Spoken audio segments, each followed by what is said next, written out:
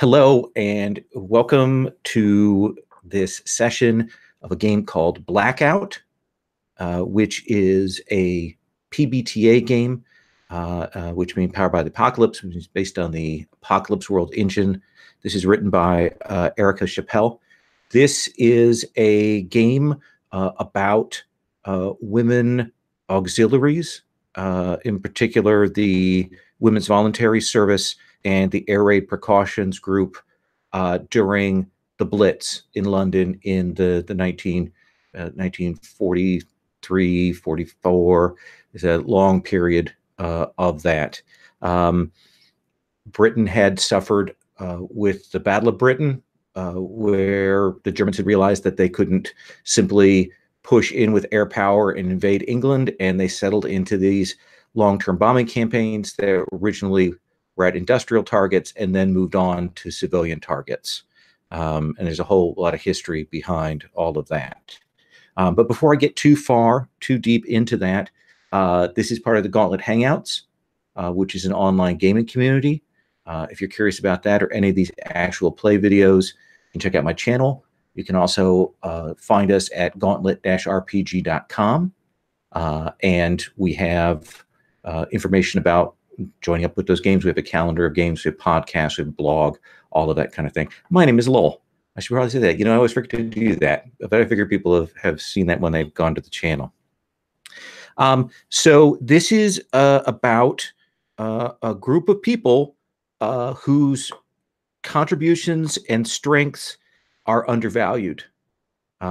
These are women in a society that's stratified, and they are trying to save a city that is essentially under siege. It is a game that has a raid clock that moves forward. There are some mechanics on that. In particular, I want to mention here, before I talk about the safety tools, that there are a number of things we're going to be touching on here. I do want to talk about lines and veils and tone. So this game involves warfare. It involves the horrors of war, potentially. It involves scarcity. There's issues of classism that can be touched on, issues of sexism that might be touched on, certain kinds of violence and things like that. Those issues are on the table, and we've got a couple of ways for dealing with that. The basic safety tool that I use is the X card, and I know that all of you, I trust, are familiar with that. If you wish to use the X card, you can do it in the chat. You can do it with a hand signal, or the roll for your party that we use also has a mechanic for popping up the X card. And if we hit something and the first time you're okay with it, but when we hit it again later, you're not, you're still welcome to X card that material. If you find something that's objectionable, that's bugging you, that feels wildly off tone, I've X carded at the table before. You should feel free to do that. And we will move past that. This is also a game that I don't know how intense it's going to get. We're going to find out. But if it does get too intense and you need to walk away from the table, feel free to do that. Just turn your mic off and step away. Is entirely up to you. With that in mind, I do want to come around and ask if there is anything in particular, material, ideas, things like that, that you want to put a line against, or something you prefer to have me, dial a little bit away from when we're going and playing this out, because there might be material that even in the context of this might bother you more than other things. So Bethany, I've played with you before in the our crosswords game. Is it okay if I start with you with that question? Yeah, it's fine. Anything that you feel strongly about? Super graphic descriptions of corpses could probably be veiled. Okay. Also, suicide, I guess, is okay. a veil more than a line. Okay, that's fine. Absolutely. Thank you. Harry, what about you? I don't have anything that I know of. Okay. I'll let you know if something comes up. Absolutely, absolutely. So feel free to do that. X card, whatnot. Larry, what about you? I think the same as Harry. Nothing to line or veil right now for me. Okay. And Stephen? I don't have anything, but I do want to ask about animal deaths, because that seems like something that people might not have considered. I just want to check to make sure if that's something that's going to trigger anybody. Okay. Yeah. Thank you, Stephen. That's a good question, actually. Rich just got a dog, so he's added that to his lines and veils. So, so this is an interesting period of British history and about women's British history in the mid-war period. I, however, am a middle-aged white dude, American in the 21st century.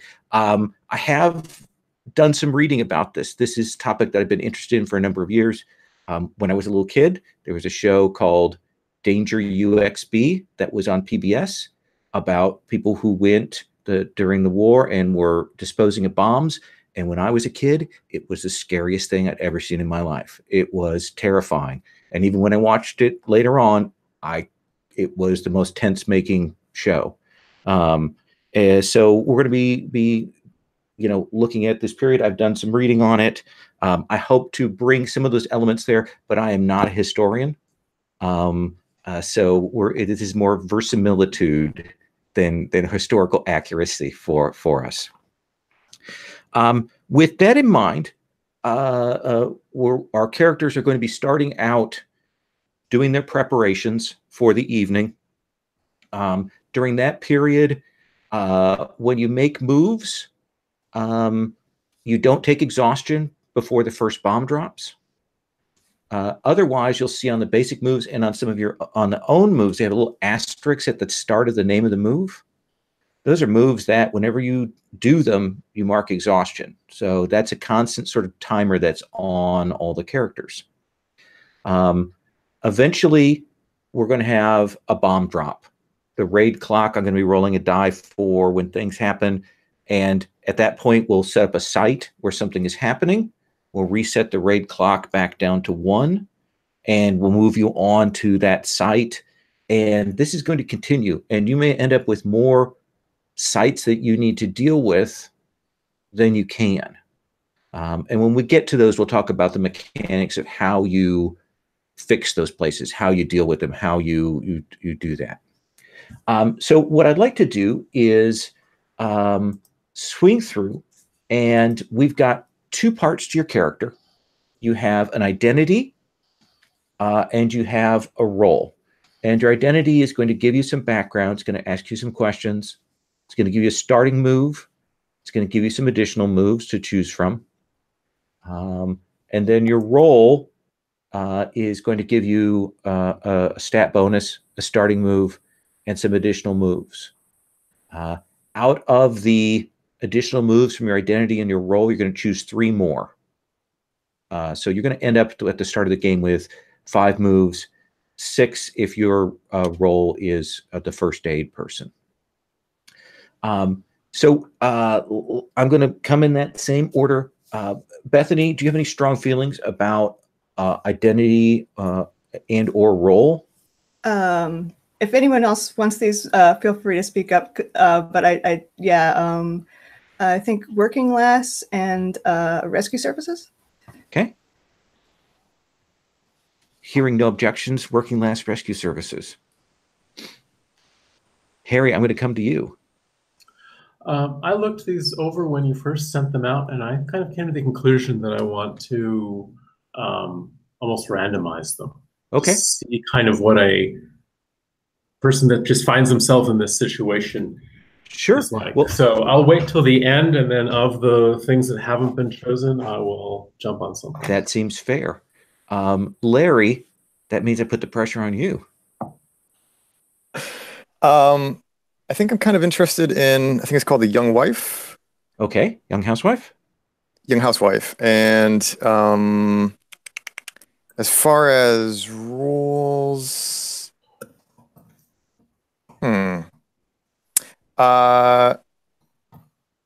I'm thinking maybe first aid, Okay. unless someone else has a strong feeling about that. Stephen, do you have a strong feeling about either of those, or do you have something No. else you'd like to? Okay. No. So, Stephen, what would you like? I was thinking fire guard, and I mean, I'm happy with either the educated woman or the old bird. Which would you take? What would be your first pick? I mean, it would be a coin flip. Okay. Then do you want me to roll a die? Sure. Okay, I'm going to roll. I've rolled a 1, so that will be the first of those two. So the Okay. educated woman. Okay, educated woman, fire guard. Okay. Okay. Harry, we've now reduced that pool down to a reasonable set of choices.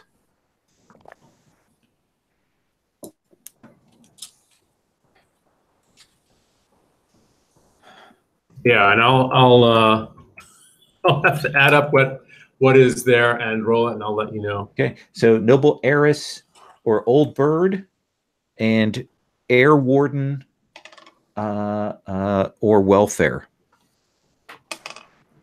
Okay, it looks like I've got an old bird welfare. Okay.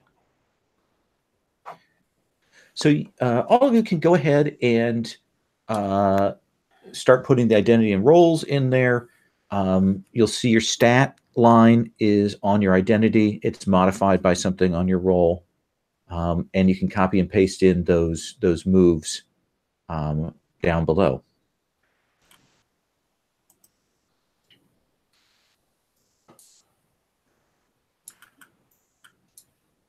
And if anyone has any questions about those moves, go ahead and ask.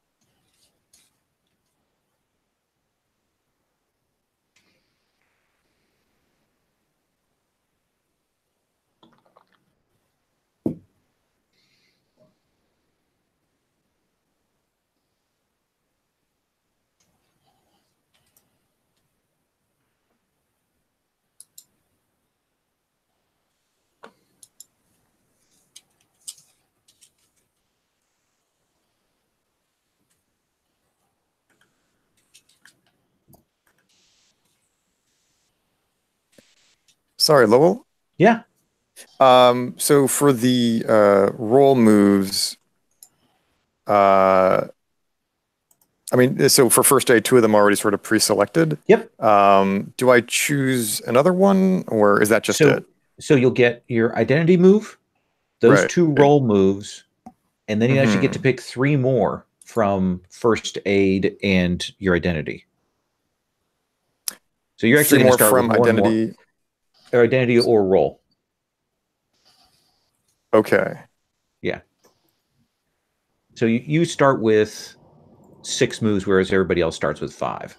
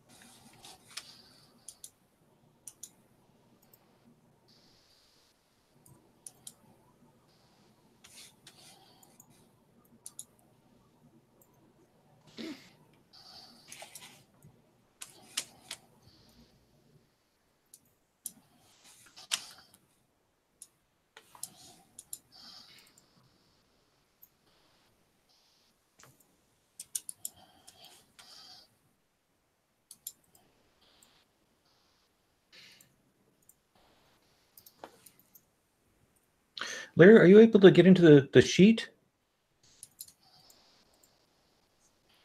I thought I was. Because I don't see you in the sheet right now. You know, I saw 2 things in the folder that were like Excel-looking spreadsheets, so maybe I clicked on the wrong one. Let me copy the link and drop it in here. I wonder if I left the archive copy in there, and that's what you're in. I'm going to apologize. If it is, for the other sheet, you can just copy those columns and drop them on top of this. Sure. Yeah, let me see here. Sorry. No, that's. I probably should have figured it out when nobody.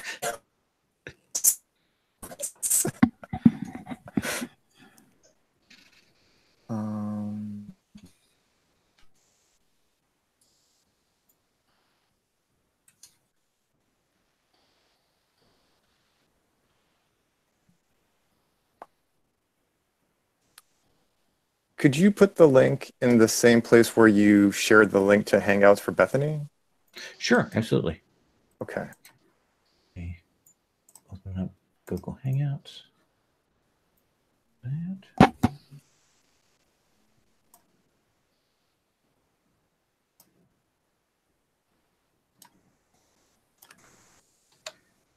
There you go. Okay. Oh, okay. I will try to catch back up.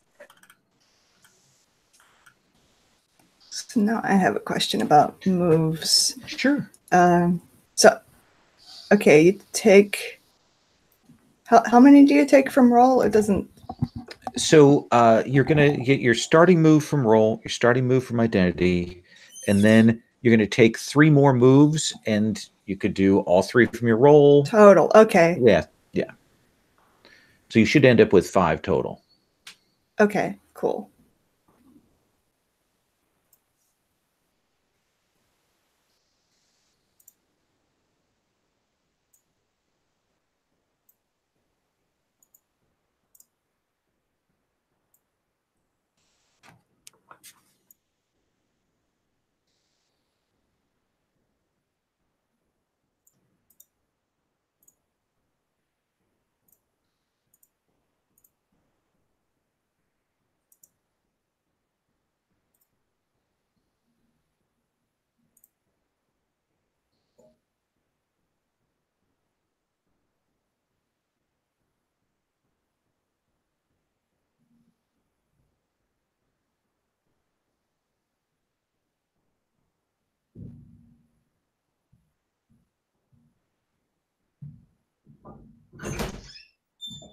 Have you started already? Yeah.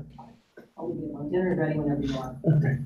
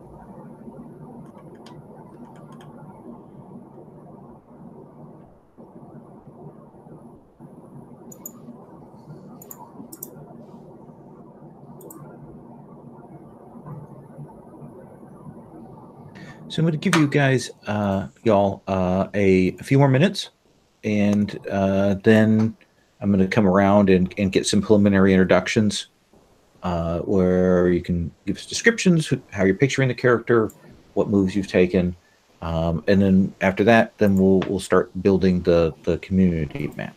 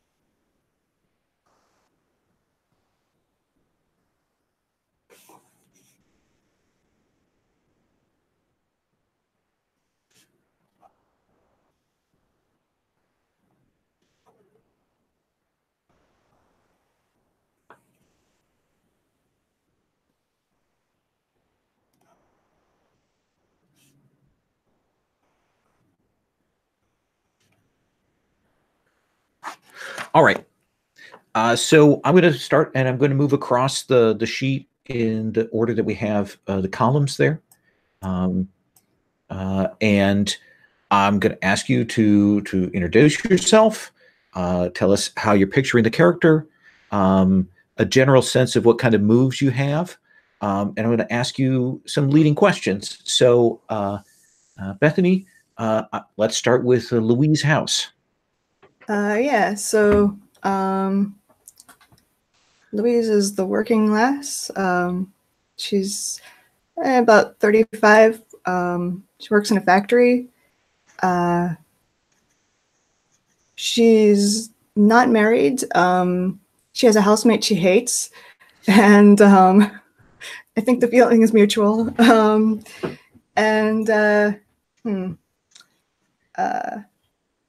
She is she's in rescue services, which I was just looking at that a second ago, and I think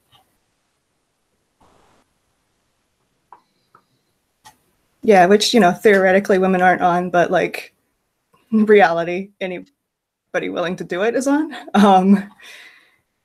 And she's willing to do it. I think she has a bit of a self-destructive streak, like maybe thinks of herself as immortal, or maybe doesn't and just doesn't care. I'm not sure which. Toying with the idea of having a rescue dog. Not sure how that would change the. You just have to give the dog a name, so you can humanize it, and I can threaten it. Right. Yes. Obviously. Yeah. Why not? I have a rescue dog. I love this. A good dog. Yes or no? No. Okay. So let's start with the dog. Tell me about this dog that you have. Yeah, this dog.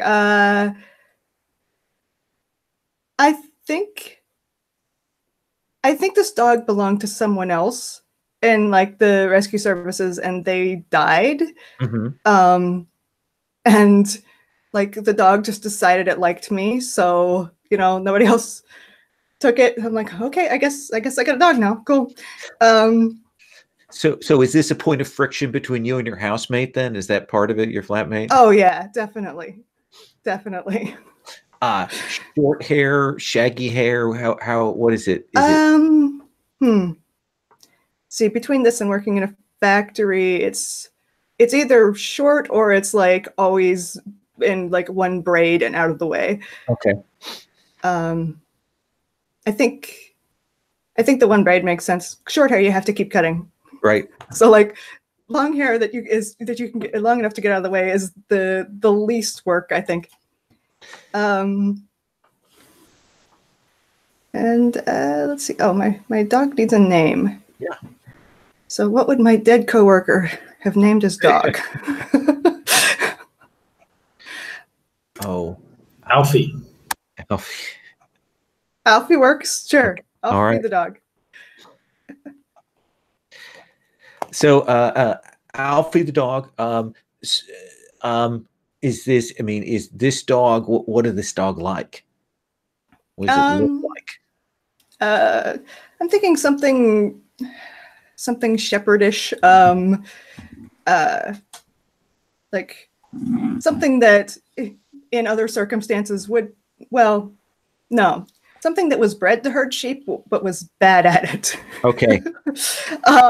So ended up like being a city dog. That seems great that they would have gone and gotten those kinds of dogs from the countryside, and they would have given them the worst. Right. Yeah. The farmer didn't want to give up his good sheep or his good sheep dogs. Here, take this one. So, what kind of factory do you imagine she worked in? I'm guessing now that the factory is probably infrequent these days since you're on the rescue services. What did you mention you did? That is a good question. What do we did a lot of produced? I think there was actually some ideas in the playbook, which is in one of these many tabs. Just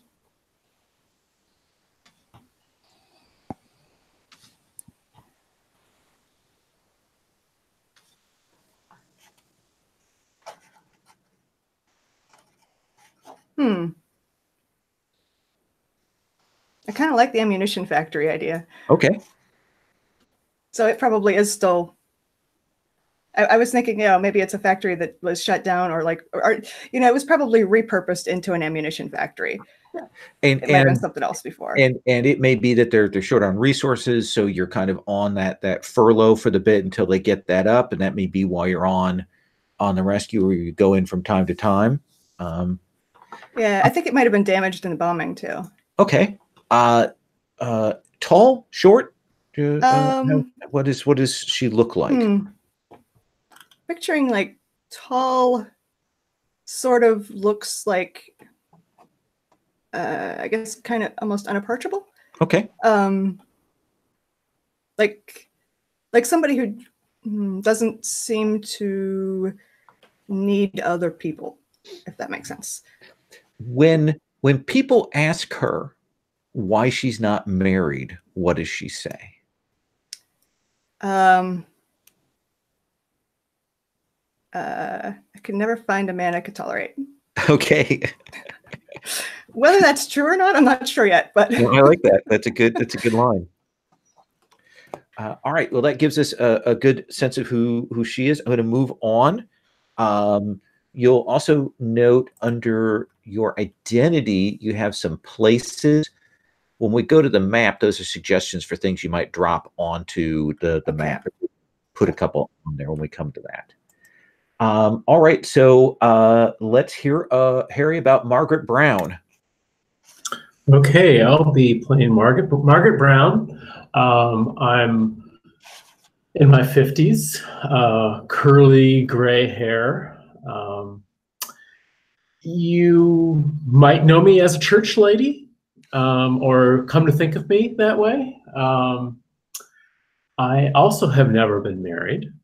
Lived most of my life with my brother in a sort of small but pleasant flat. I do a lot of cooking for the neighborhood. As I said, I'm involved with the church. I have done some work in the welfare or social services outside of the war. Mm-hmm. And I find myself in welfare as my role. In this situation, my main thing is to be cheerful and helpful and support you all. And I'm pretty good at that as long as I do not get under your skin. I'll be there with tea if there's tea available. So besides tea, what's her kind of signature move for dealing with the shell struck and the people that you have to deal with and push out of their homes? What is your tactic? Do you mean mechanical move, or no? I'm actually meaning when we see her go right, to work with people. Right. Okay. I just wanted to be clear. Yeah. It's mainly a kind word. She's a smallish woman, and will come up right close to people with a smile, and she's sort of a grandmotherliness. So she will. I'm old enough that most people can see that, yes, I've been there for a while. I was there during World War I. Yeah. So this isn't, this is more awful. This is home now, but we can get through it. Yeah, you would have been a teen or a young adult during the Great War. That's correct. Did your brother serve in the Great War? He did. He was a little older than I am. He served and survived. Okay. Is he married? Unmarried? No, he and I live together. Okay. And what does he do? What is his profession? I haven't given that any thought yet. Well, before the war, what did he do? Maybe something like butcher, but I want to be able to come back to that if I think of something better. Absolutely. Something. It's definitely something local and sort of central to the community. I know that for sure. Is your relationship close? Are you still friendly with one another, or is it that you've been around each other too long, or is it neutral? How would you describe that relationship? No, he is the man in my life. Okay. The boys of my generation went off to war, and I never married, but I've stayed with my brother the whole time. It's a very classic English drawing room mystery character archetype. Yeah, I like that very much. All right. Well, we'll come back to you in a bit when we come to the community questions here.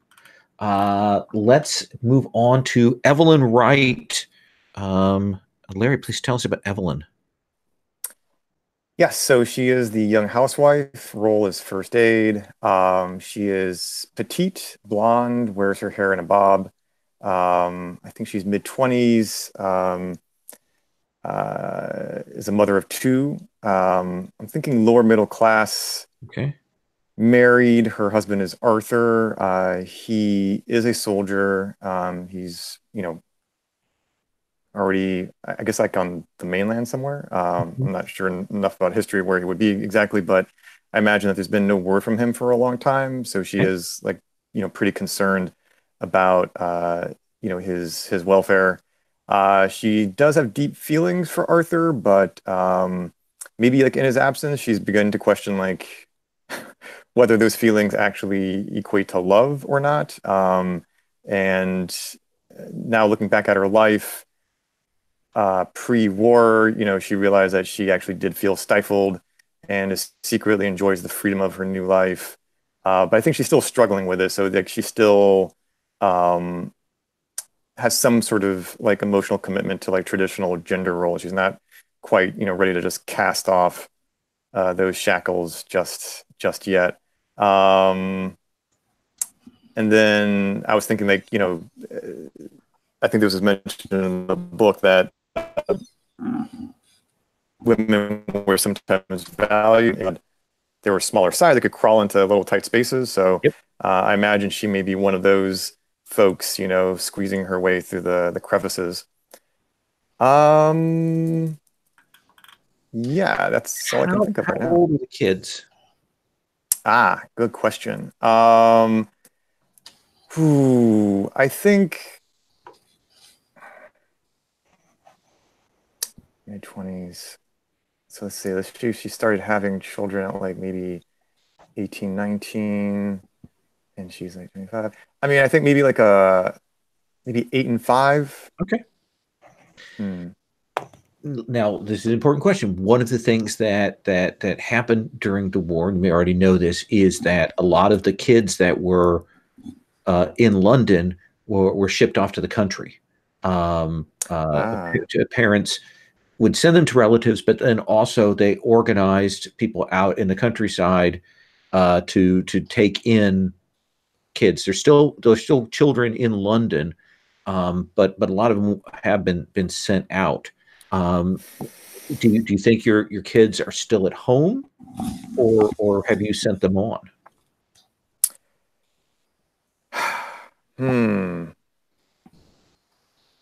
I mean, I think it kind of makes sense that she would probably have shipped them out. I mean, I kind of like some of the dramatic potential if they're around, but I don't know. It just doesn't. I can't think of a rationale for doing that. Was that was one's like social or class status related to that? Because I'm imagining that the family's not particularly wealthy. So would that have been prohibitive? That actually affected where they went in a lot of ways, where they ended. Okay. But definitely more kids of the lower classes ended up staying. I think they probably had enough means to ship them out to the countryside, even if it's not like, It's not like a luxury summer camp. like maybe a relative of you or your husband's, you know, Yeah. out there. Of course, putting the kids to work then on the farm and whatnot. Work ethic. Okay. How did you come to be on first aid? How did you come to be like a medical person? Yeah. I don't know if she would have had.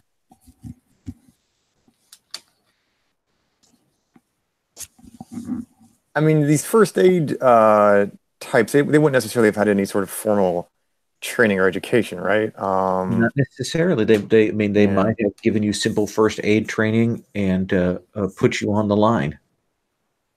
Yeah, I think yeah, like sort of just very much on the job training for her. And again, like she's yeah, and then maybe just sort of her physical stature made her a good candidate for this role. Yeah, because sometimes you've got to crawl in to get to wounded people. We will treat them in there through narrow crevices and things. All right, thank you. That gives a good sense of Evelyn Wright. Stephen, please tell us about Anne Elwood. All right. Well, I'm basically taking my inspiration from Gaudy Night, the Dorothy Sayers novel, because that's basically all I know about educated women during this time period. So that's wonderful. Right. So she was studying at Oxford, and she's just finished up her classes, and the ethos at the time is that she has to. Everyone who went to Oxford, they have to be a good example. They have to be respectable. They have to be brilliant. They have to be on top of everything. So, of course, she immediately volunteered for the most dangerous, least feminine job that was available, which is the fire guard. And what does she look like? How are you picturing her in your mind? She's right. She's early 20s. She's a little short, very conservatively, strictly dressed. She's got mouse brown hair, which she pulls back in a bun, and I think she's probably working, say, as a clerk in a railroad office, because there are no jobs that use her education. So but it's clerical work. It's sort of the kind of job they would give to an educated woman when the men are off at war. And what drew you to London? Were you from London originally, or did you decide to come here for some reason? Yes, I think I'm from London originally, but I'm not staying with my family. I've got a flat on my own, which I'm paying for out of my wages.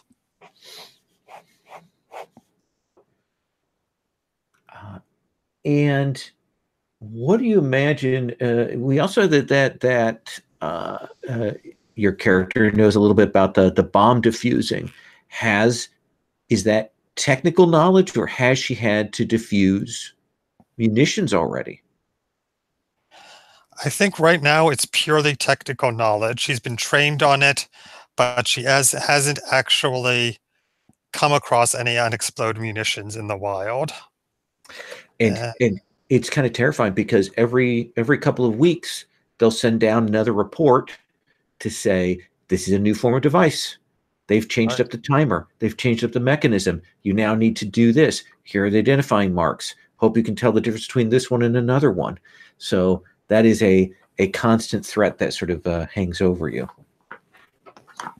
Yeah, and my character, she doesn't have the most nerve, which is what this job calls for. So I think she probably immediately regretted volunteering for this job, but she is never going to let that show. Absolutely. I like that very much. What I want to do is we're going to go around and we're going to come up with sites on a community map. I've got essentially a Google image that's a grid that I'm going to show to you in just a second so that you can type in or whatever. There are some lists of ideas for kinds of places that are on sort of almost toward the bottom of your identity sheet there. And I'll go ahead and grab this thing. Essentially, we just want to get some places and we'll figure out kind of what they are, give some names to some things to help us flesh this out. So here is the Google Doc, and this has the community map.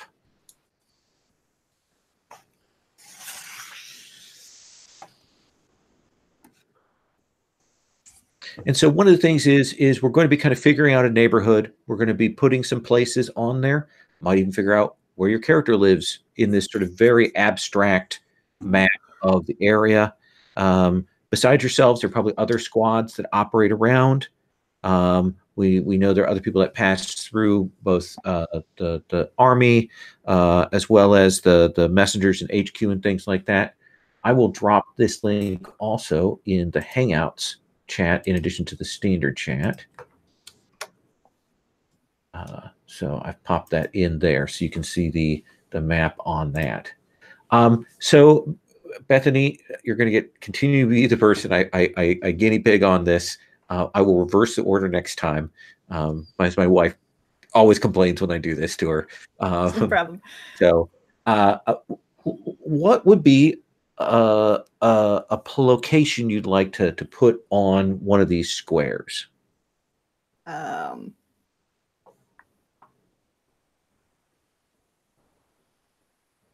I'm looking through my list here, and man, there's some good ones. Yeah. Location.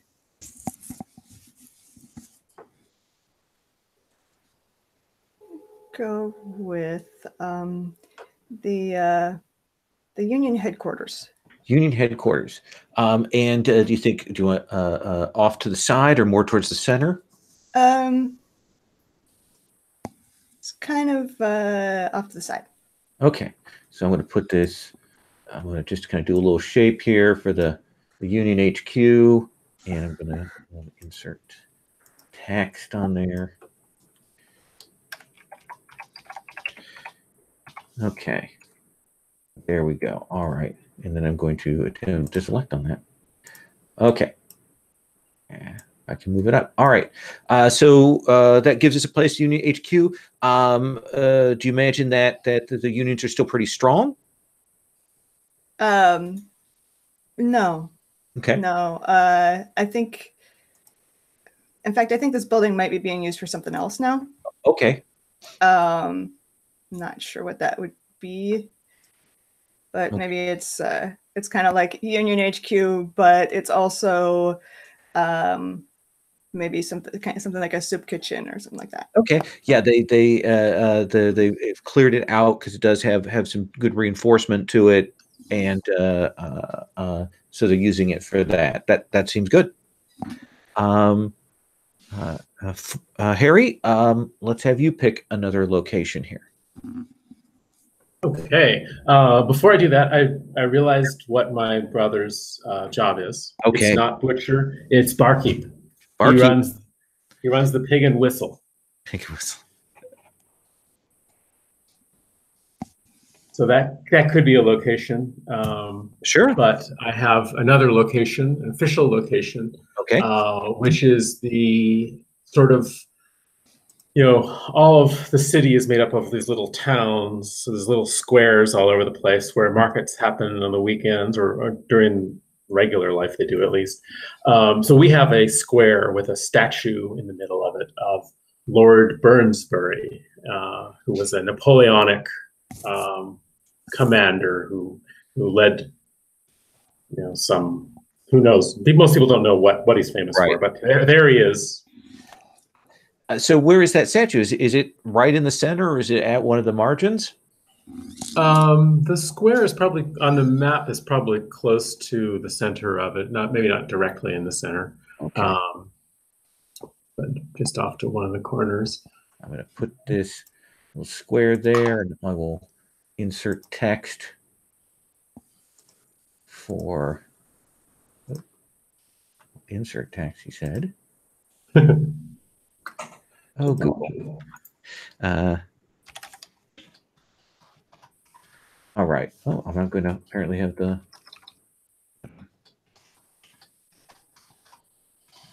All right. Thank you for autocorrect. All right. So we've got the Lord statue there. We've got the Union HQ. Larry, do you have a place that you want to add to the map here? Yeah, I think I'd like to add our modest apartment. Okay. I don't really have a preference in terms of its location on the map. I see a statue sounds kind of central, so probably not super close to that. Probably somewhere off to the periphery, I think. Like one of these corners? Yeah. Okay. And if anybody thinks, I don't know, I had this thought, which I think would be interesting. I was wondering if maybe if somebody's like house or apartment got bombed out, maybe they're crashing with me or something like that. I don't know. That's an interesting idea. Anybody want to be crashing with Evelyn? I won't take it personally. It's okay. Okay. I'll do it. All right. All right. So like you and your brother are staying with her? I think maybe my brother is staying with someone else because it's probably not room, and this is a woman's thing. It would be improper for him to. That seems good. Young housewife, older matronly figure of some kind. There, I like that. Does that work for you, Larry?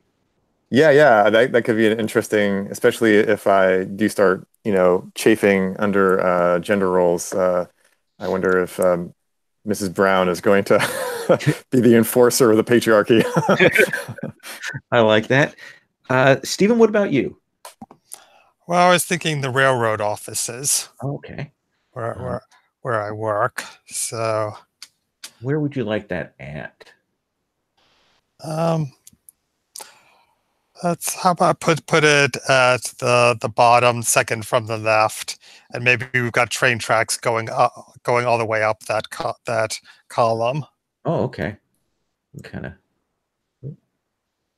back to where it was. Put that as a railroad office, and then I can kind of draw a line here, and I'll just kind of freehand some terrible rail lines here. Wow. That is the worst, right? But it is on the thing there. So, and a big railroad office. It is London, or do you mind? This is more of industrial. Yeah, I think it's more. This is more industrial. This isn't the main line. I don't, but it moves a lot of material, and like they press the tracks into service for troop movements, maybe some troop trains, maybe. That sounds good to me. I like that. So we got Lord statue, got this Union HQ, got this railroad office, the railroad running past Evelyn's apartment. So I'm sure now we know that is a delight. Let's come back around and get another piece from Louise's sense of the city here. You may actually get sound effects of the train running past the apartment because I also live next to a railroad in real life. I will try to mute that, but let's see. I had a really don't. good idea and I it's forgot just going to add atmosphere. Yeah. Oh, okay. This will probably make both ends of my life real interesting at some point, but flour mill. Ooh, okay. Very flammable. Yes. Let's see here what we'll use for that. We'll just use a circle to represent the silo. So where do you think this flour mill is at?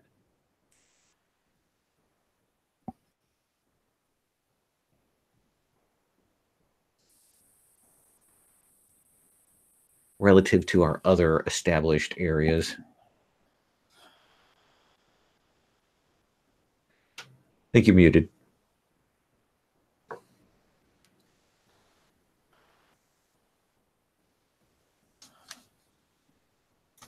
Yeah.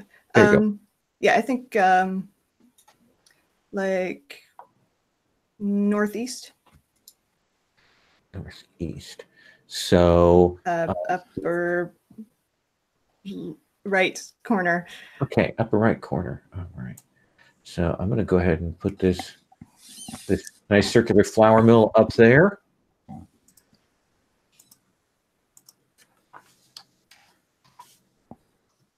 It would be even better. Yes, of course, all of the dangers of that.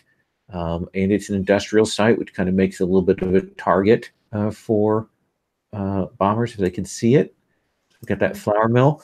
Harry, let's come back to you. Another location? I think we should put the pig and whistle in. Okay. Where is the pig and whistle at? Maybe it's southwest. There's a bit between the statue and the railroad office. Okay. So let's do this shape. Let's see here. We'll give it this one for that. Since little pig and whistle.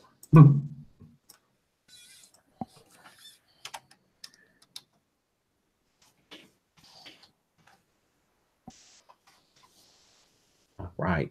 Big place, little place. How do you imagine it at this point? It's very average, which Okay. is small in an English pub. Yeah, we would call it small. Okay. Larry, let me have you give us another one. Yeah, I think I want a park where my kids used to play, where I guess the children of poorer families still play. Sure. Where would you like that park to be? I think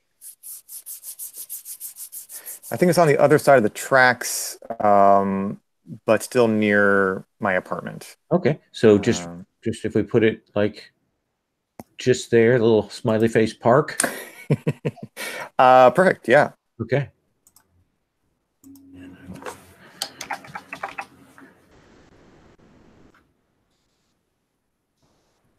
Stephen, why don't you give us another one?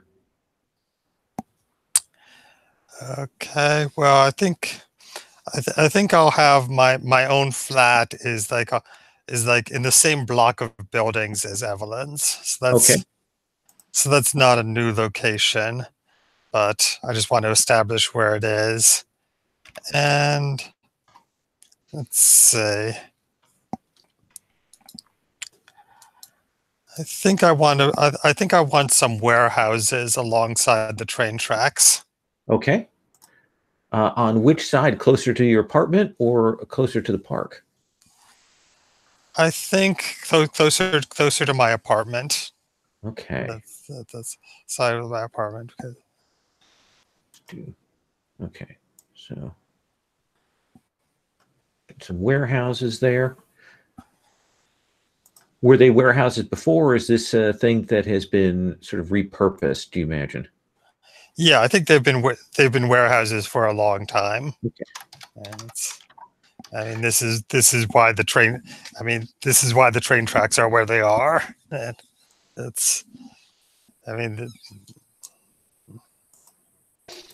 that makes sense to me. So I guess then the question I have is, where does Louise live?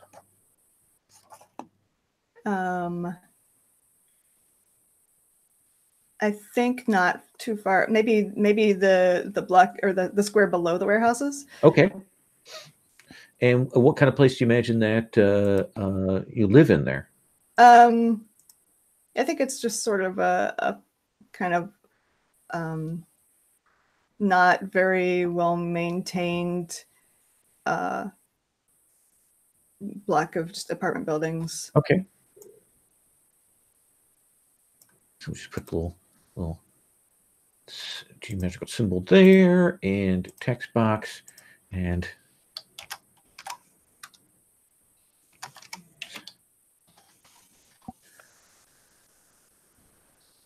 All right.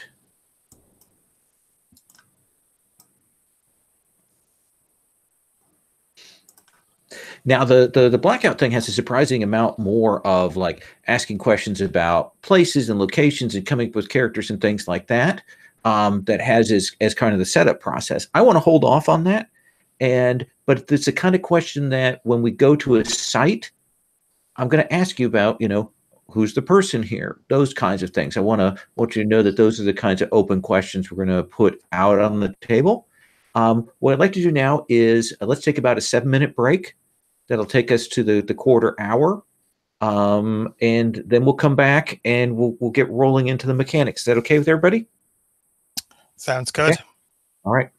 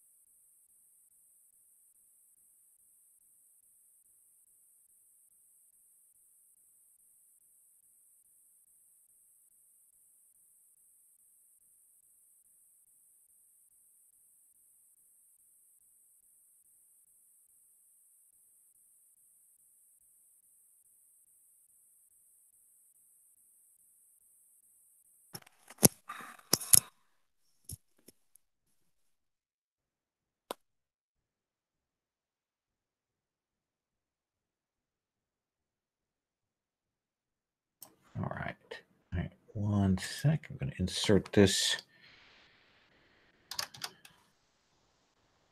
I also added to the locations, I added a bakery next to the flour mill, and I also added a dance hall just down from the Pig and Whistle there as locations. So the way this is going to work is I'm going to kind of, as we do with PBT, I'm going to set an initial situation, kind of hard frame us into things, and then kind of ask what we're doing. And there are going to be stop-off points throughout on this early part where I'm going to be rolling to kind of check in when you actually do moves to see whether we trigger an incident.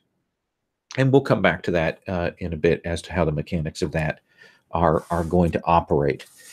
And so it is evening. Darkness is beginning to fall across London, and it is pitch darkness because there is a blackout, and blackout curtains are everywhere. Black paint is used to cover up windows. Cars have had their headlights doused. Any kind of light source or lanterns watched out for. If you're out smoking and they can see the light of your cigarette or your cigar, you have to douse that. Any of those kind of visual signals can be potentially seen by bomber craft as a reference point. So that is in sort of constant effect throughout here. So you have to use dimmer lanterns. You have to be careful. You have to kind of use whatever kind of starlight or ambient light you can to do this. And it is, of course, chilly because it is the English summer, so it's super cold. And you're out getting your evening together. The assumption is that the four of you know each other and have worked together with one another. So let me ask you then, Louise, of the people who are make up the rest of your team here, which one of them do you think you actually trust?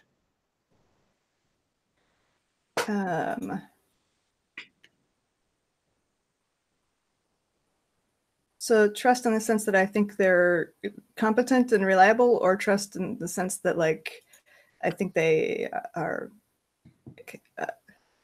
they're a good person, they have good intentions. Well, tell me which you think is more important to her. Is competency or I think under these circumstances, it's like, who can I rely on? Okay. I think during normal life, it would be the other one, but and who would that be? Margaret. I think she doesn't. Even though she has the job that's seems the least dangerous and strenuous, and I think because of that, I trust her to do it. Okay. And Margaret, let me ask you. You're definitely the eldest, and a couple of these people are kids, right? Let's be honest about it. Do you consider yourself in charge, or is that something you wouldn't want to do? I definitely don't consider myself in charge. I'm not a specialist in any of this bomb defusing, wound triaging stuff. That's really the important work. I'm there to support the team and any survivors that we encounter. And who do you think is the team? Who is the person who, when push comes to shove, are you going to be turning to ask what to do?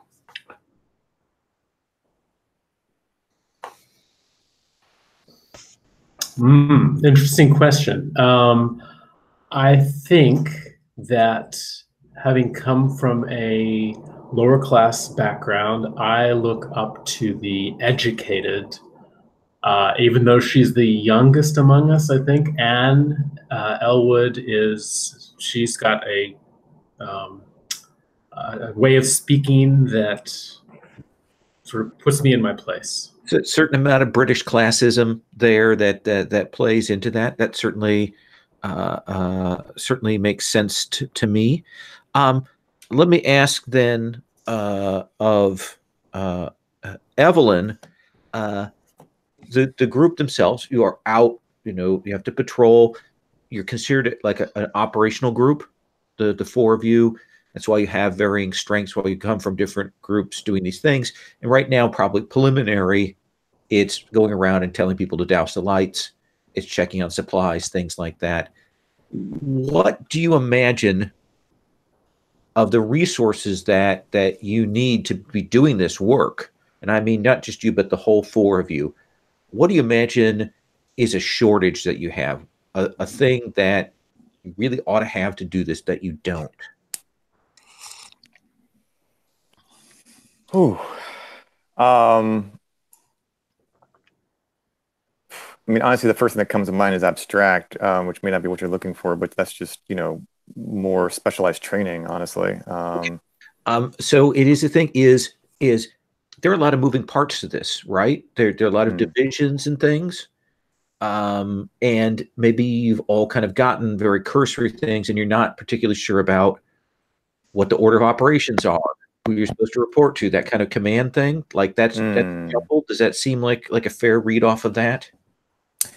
Yeah. Maybe we don't have like the command structure that you were just sort of asking questions about in a way. No clear leadership. Okay. Which let's bring it then to Anne. And on this night when you four are out, you're doing your general things. You've been given orders to go and essentially they want you to work the south western section of your command area, and to do patrols around there.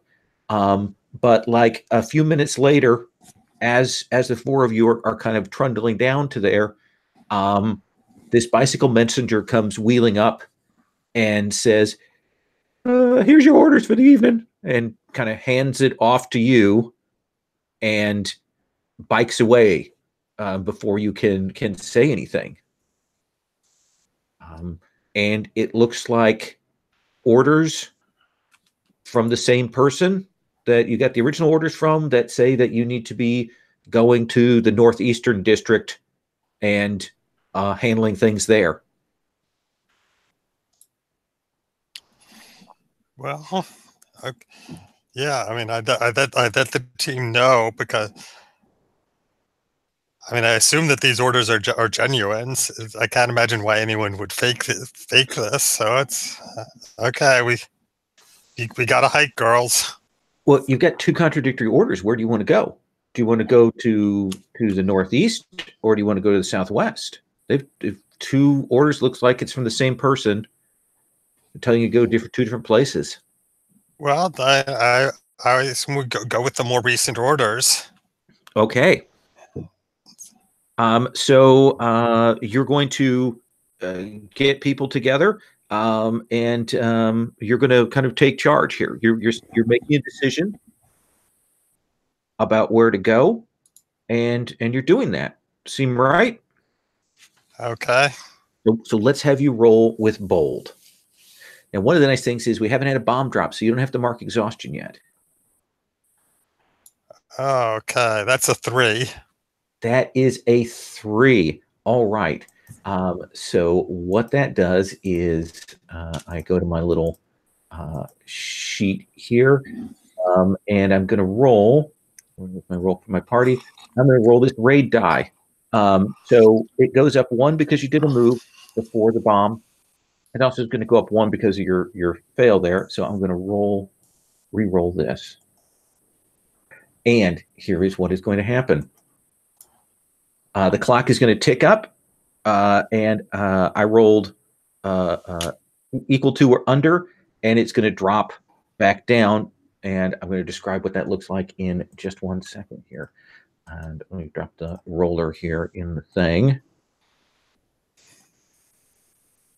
So as you four begin that trudge up to the southwest, you're over in the neighborhood kind of by the Lord statue, and you will hear sort of the thrumming of the engines coming across, and you kind of hold position, and then you'll start hearing that peal of the bombs coming down, and you will hear explosions off in the distance, and close by, a couple blocks away on sort of the far side of the statue, you will hear a kind of a hit and a pop, and you'll see kind of a flare of fire there,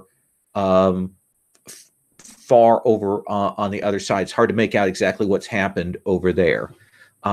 So let me just kind of, I'm going to kind of move around in order to see. So let's start with Louise. Louise, this bomb, obviously not too big, has hit close by. What would be your reaction? Head toward it. I mean, that's what we're here for. Okay, and rushing over. Let me make a little quick note on my site notes here. That's a -2. Okay.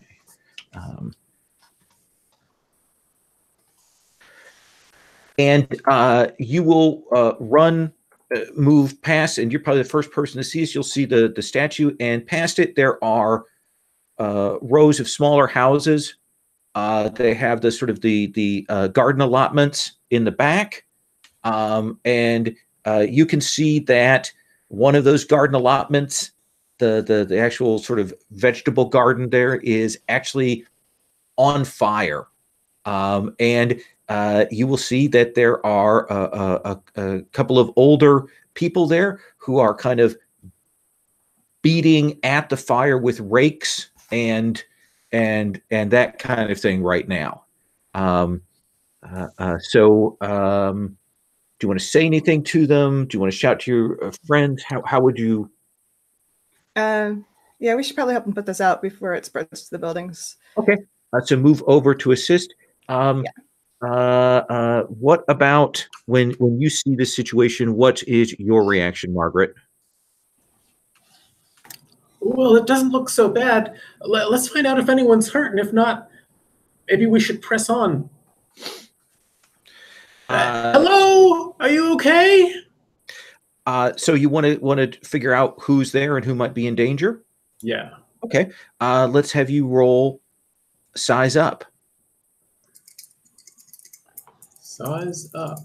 And roll plus wise. My wise is okay. Yeah. I got a 7 + 1 is 8. 8. So you get 2 hold to ask the questions there.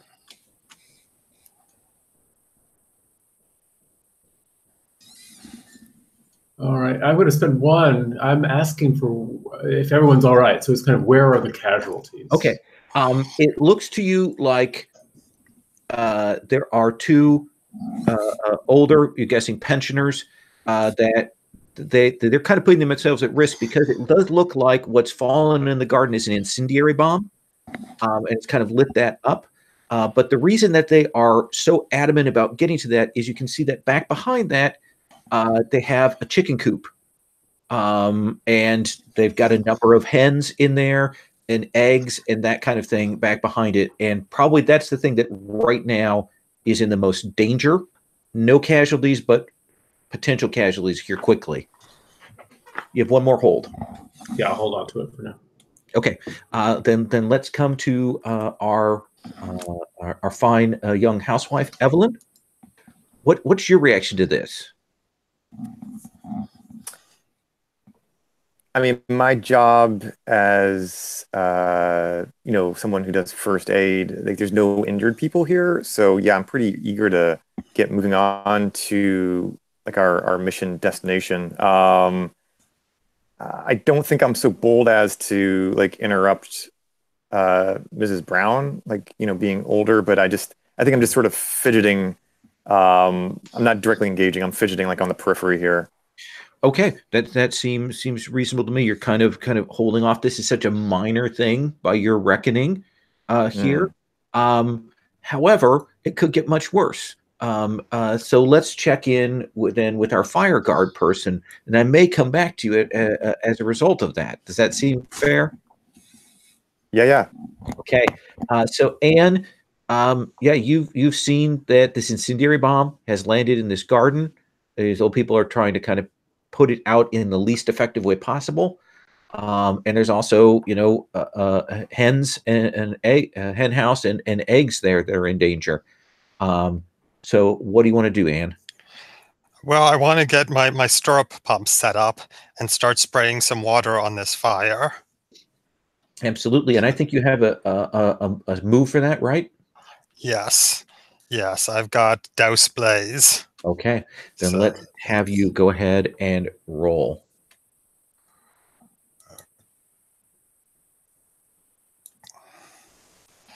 And that is a 7. That is a 7 for the Right. Douse Blaze.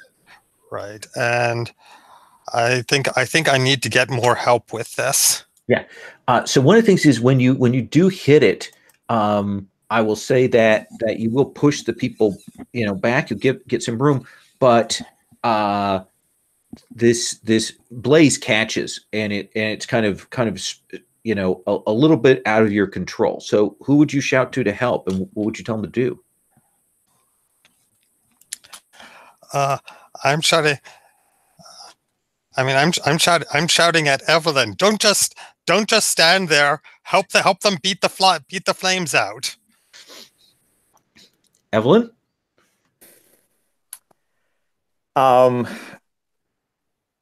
Yeah. I think at this stage, I will join in.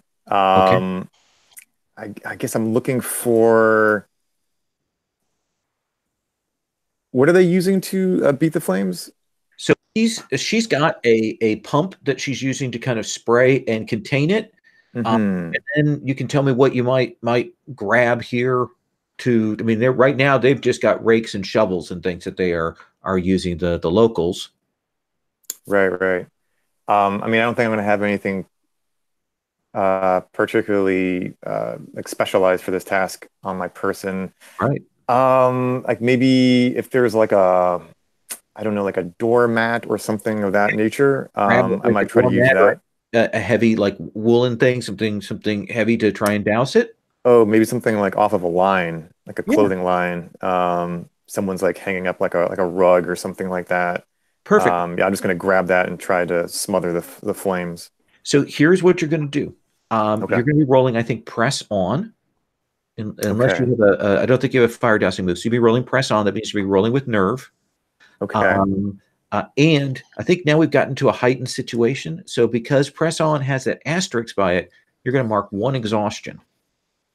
Oh, so tiring. Yes. Okay. So I actually didn't get the link to the roller yet. Did we drop it in there? It should be. Let me grab that again. Oh, I did it again. I put it in the other place because I'm a dork. Well, and I should mark an exhaustion too, because Douse Blaze is. Yes, I think we've got that heightened situation where that is necessary. Yeah. All right, I put that roller there for you. All right, got it. Thank you. I apologize. I should have thought through that. That's okay. Okay, and it didn't change, and I know the rule is if it doesn't change, then it doesn't change. Count. You always reroll. Oh, why is it? Oh, there we go. Now it changed. Okay. It was a 7 plus 1 is an 8. Okay. So, yes, you will be able to. You kind of fill in the assist, such that Anne's able to kind of do that pump, and you come in to help. However, it's not entirely fully. Your assistance doesn't completely do it, and you have to choose. Are you injured? Does the situation get worse? Or is somebody else endangered? Wow, this game really just puts you in a pickle like immediate. Like these are tough choices. Yeah. Um,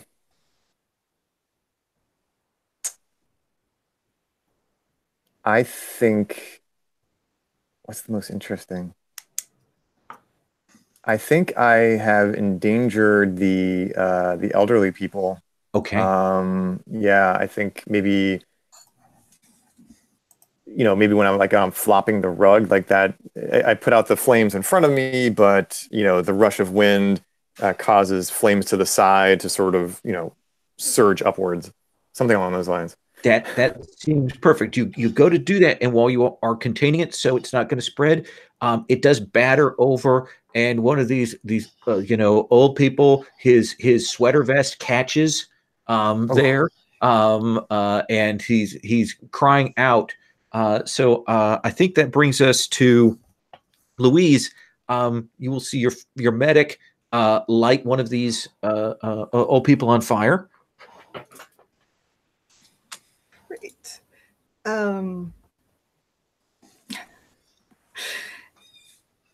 So, okay, we're in a garden. There's a lot of probably loose dirt on the ground. So it's probably pretty... Okay, so what I'm going to do, I'm basically going to tackle him, but in such a way that he falls into the dirt, and I like smother the flame with the dirt. Okay, that seems like a good tactic. Do you have any role moves or identity moves that would deal with this, or do you think it's just a standard press on while you're tempting fate? I think it's just press on. Okay. I don't think any of these really apply. And actually, I think this situation, we've got two people who have already kind of done this. If you spend this, I just tell me what it looks like, because I think you will be able to put out the sweater vest combustion. Tell me what that looks like, though. What do we see? I think he's like swatting at it, and he doesn't see. But like as soon as I hit him, he's like, "What are you doing?" I think he actually like fights me. I'm like, "No, stick still, damn it! I'm trying to put the fire out." But eventually, I like get it, smother it enough. Yeah, so you can push him down to the ground. We've got this sort of smoldering that's still going on there. The fire is kind of out, and these chickens are, the other old person has moved off, but these chickens are still in danger. Which brings me back to Margaret. You've got two very freaked out pensioners. Because she knitted that sweater for him, and now it's all burned up, and her focus seems to be on that I can't believe what you did. How could you, that's your best sweater, how would you do that? What do you do? It took me hours to knit that. And the old guy is kind of panicking because he was set up. And not to mention that we took their best comforter and threw it into the fire. Yeah, it's probably one of those things that they knit. It's like a patchwork quilt kind of thing. Oh yeah. Well, can I spend the hold before doing anything? Absolutely, you're more than welcome to. I want to make sure there aren't any other bombs that haven't exploded yet. Not in this immediate area. Okay. I'll give you that. So it's safe enough for us to worry about the chickens and the people. In that case, I am coming over. I'm grabbing the old lady by under her arm and saying, "There, dear, calm down. We're at war." And then I'm yelling at the man on the ground, "Drop and roll. Remember, we've done this before. Put that fire out now. That's very important." I like that. Trying to calm them down, and so that seems like you might be taking charge here, or maybe making time when I'm you good with you. stop to take care of a person. Yeah, I like that. Let's have you roll with soft. All right, I've got an 8 again. Okay, so on an 8, you get to pick one of those results. You can remove 2 exhaustion, you can gain a bond with this person, or you can give +1 forward. I think maybe they're different because they're NPCs. Oh, that's right. I see down up to the bottom. bottom line there. So which would you take? Stay still, stay quiet, or +1 forward to the next move? Well, I kind of want them to stay still and Okay. not get in the way of further firefighting. Absolutely. You get them kind of calmed down, settled in there. They're not paying attention to the patchwork quilt, the smell of the burnt wool. Anne, tell me, this is not necessarily a role, but tell me how you as a fire person, what you do. We've got some of it doused mostly. We've got this taken care of. How do you rescue the chickens? Well, I think I'm just putting out the last burning patches. I'm just making sure that we've got the fire under control. I'm wetting down the ground to wetting down the chicken coops to make sure nothing catches. Absolutely. Spray that on there. The chickens will of course be upset and squawking, and it's loud here. But you will definitely be able to get that. And you've doused the fire pretty quickly. So, one of the things is about, of course, fires illuminate the area, but you've got that doused in a reasonable amount of time. And I will say that given those result levels that you are at, it started at a -2 on the state of the site. I'd say we've got several ticks up, so the state of the site, it's at a +1 right now. You could stay and attempt to do some more to get it in good shape, or you could decide to move on from here. I think it's time to move on. I think we've got this stable, and we've got our assignments still to get to. All right. Well, this right now, as I said, the state of the site is a +1. So who would like to make that roll? I'll do it. Okay, go ahead and roll with site state, which is actually harder to say than I thought it would be. That's a 7. That is a 7. Everybody gets to mark a victory. It's a small victory, but you all get to mark a victory. And all of you get a new roll move.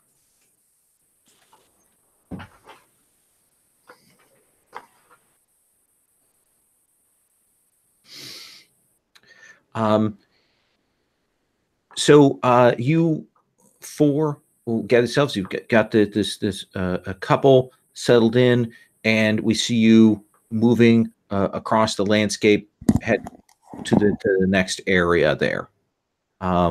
It is dark. It is kind of unpleasant out. Again, the bombs are starting to fall there, and you will see as you approach. You may be a couple blocks away, and it looks to you like maybe a few minutes ago, a couple of cars crashed together here in one of these intersections. And again, this happens. Car accidents are quite common. People are only supposed to go about 20 miles an hour, and they do. And it looks to you like the two cars are kind of smashed together. It's hard to tell exactly what's gone on, but you will also see, you don't see the person, but you will see that there is a mangled bicycle sort of with one tire kind of slowly spinning to a stop there. So what do you want to do, Evelyn? I thought this might be coming to me. I think so right now I just see the bicycle. I don't actually see the rider. Look around. You can. It's hard to see here in the dark. You can see the shapes of two cars that have crashed together. You're not sure what state. You know, if there's any danger of the cars catching on fire, but you cut the glint off of the like what moonlight or starlight you have of the bicycle, but you haven't caught sight of the rider yet.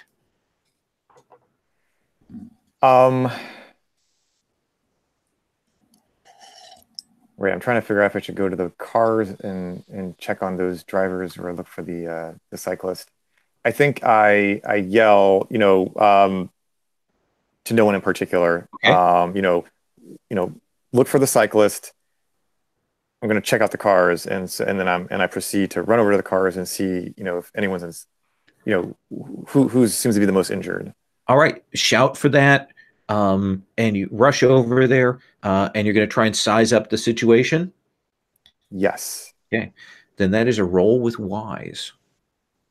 Okay. Ooh, I got a natural 9, and I think I have a +1 in my wise. Yes, so you I believe do. a 10, yeah. So that's a very good roll. You get to hold 4. Wow, that's a lot. What do you want to know? Doesn't it? It seems like a lot of hold for PBTA. It's a lot of. Let's see. I guess my first question.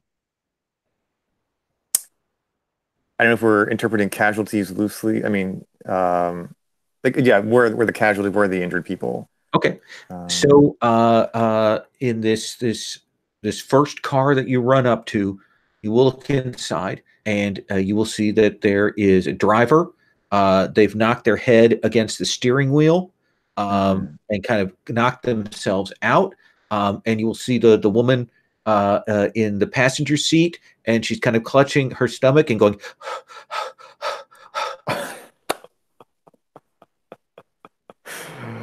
Of course she is. What's that? What's your second question? Oh, what's my second question?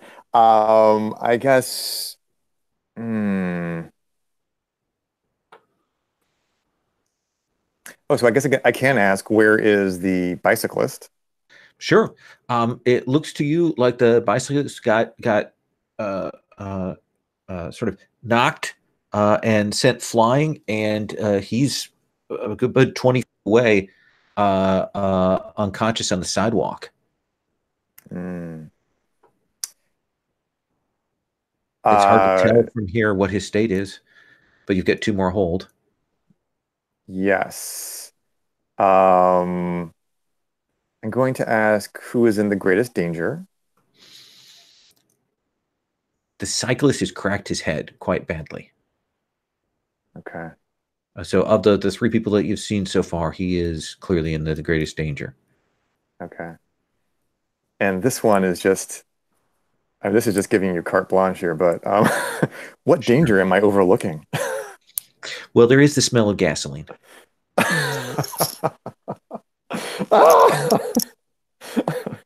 Sorry, I did not mean to scream into the mic. Oh, also, when you did size up, don't forget to mark exhaustion. Oh, okay. All right. Should I continue, or do you want to cut? I think we need to. I think that you get that information. Yeah. I assume that you relay the basics of it. Yes. Okay. So let's come to our welfare person. We don't know what's going on with the other car. And there are these 2 here, and there's a bike messenger who's a ways away, sprawled out. Right. Well, this woman is obviously pregnant and needs to be calmed and moved out of the car as quickly as possible. Okay.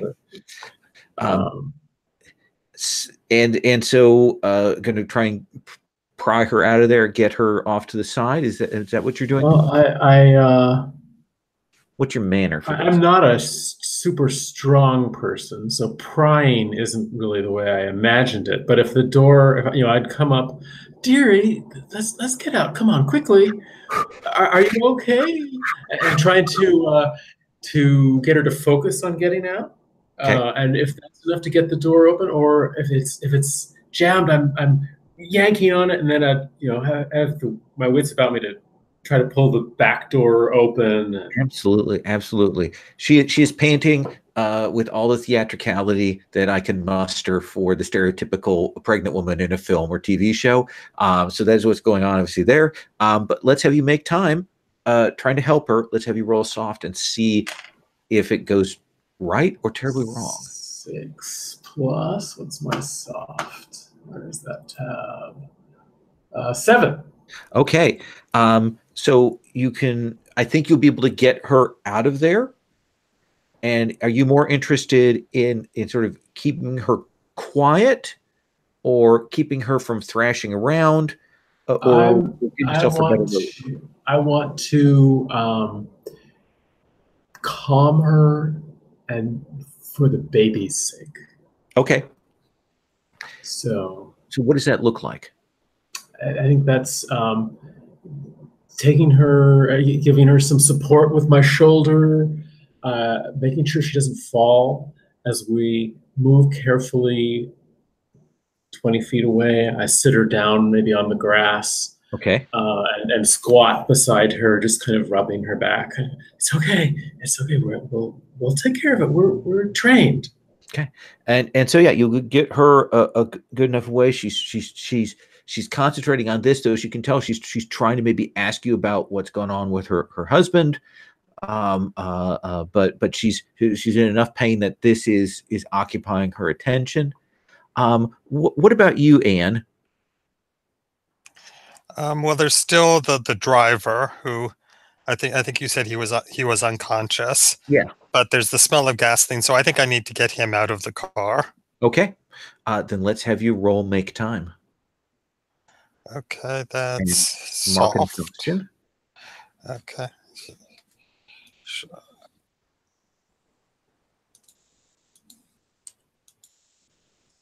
11. So that's perfect. So what do we see on screen with this forthright young woman and this unconscious man in the driver's seat? Right. I mean, I think the driver's side door it is jammed shut, and I just smashed the window with my fire axe. Okay, nice. And yeah, and I drag him out through the window, and I've got him in a fireman's carry, and he's like 6 inches taller than me. Okay. But I've been trained. I've been trained for this, and I only stagger a little bit as I carry him to a safe distance. And with the very good roll that you had, there isn't any real struggling from him, so he isn't throwing you off your balance. So it does look good as you do that. An impressive work. What about you, Louise? So there's 2 cars and we haven't looked in the other one yet, right? That is correct. Yeah, I'm gonna look in the other car. Okay, let's have you roll size up. Don't forget to mark an exhaustion. Okay. Does the gasoline leak constitute a danger to us? Yes. Okay, cool. Because that way I can use nerve as opposed to wise, which is a negative. Oh, good.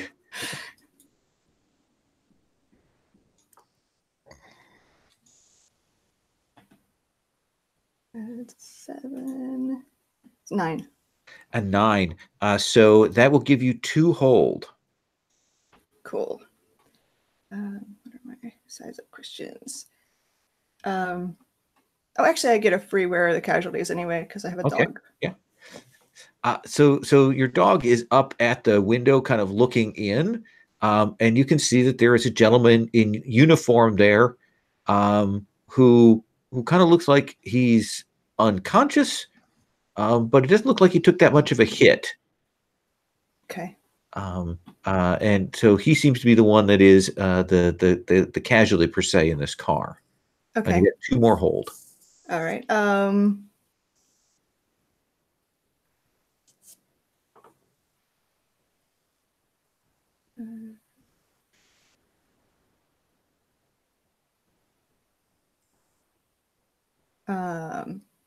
I'm not sure which question this would be, but is there anyone else in the car, or is the question I actually want to ask her? Oh, so that's kind of what am I overlooking kind of thing. Oh yeah, there we go. I no, it looks like it's just him in this car. Okay, cool. One more hold. All right.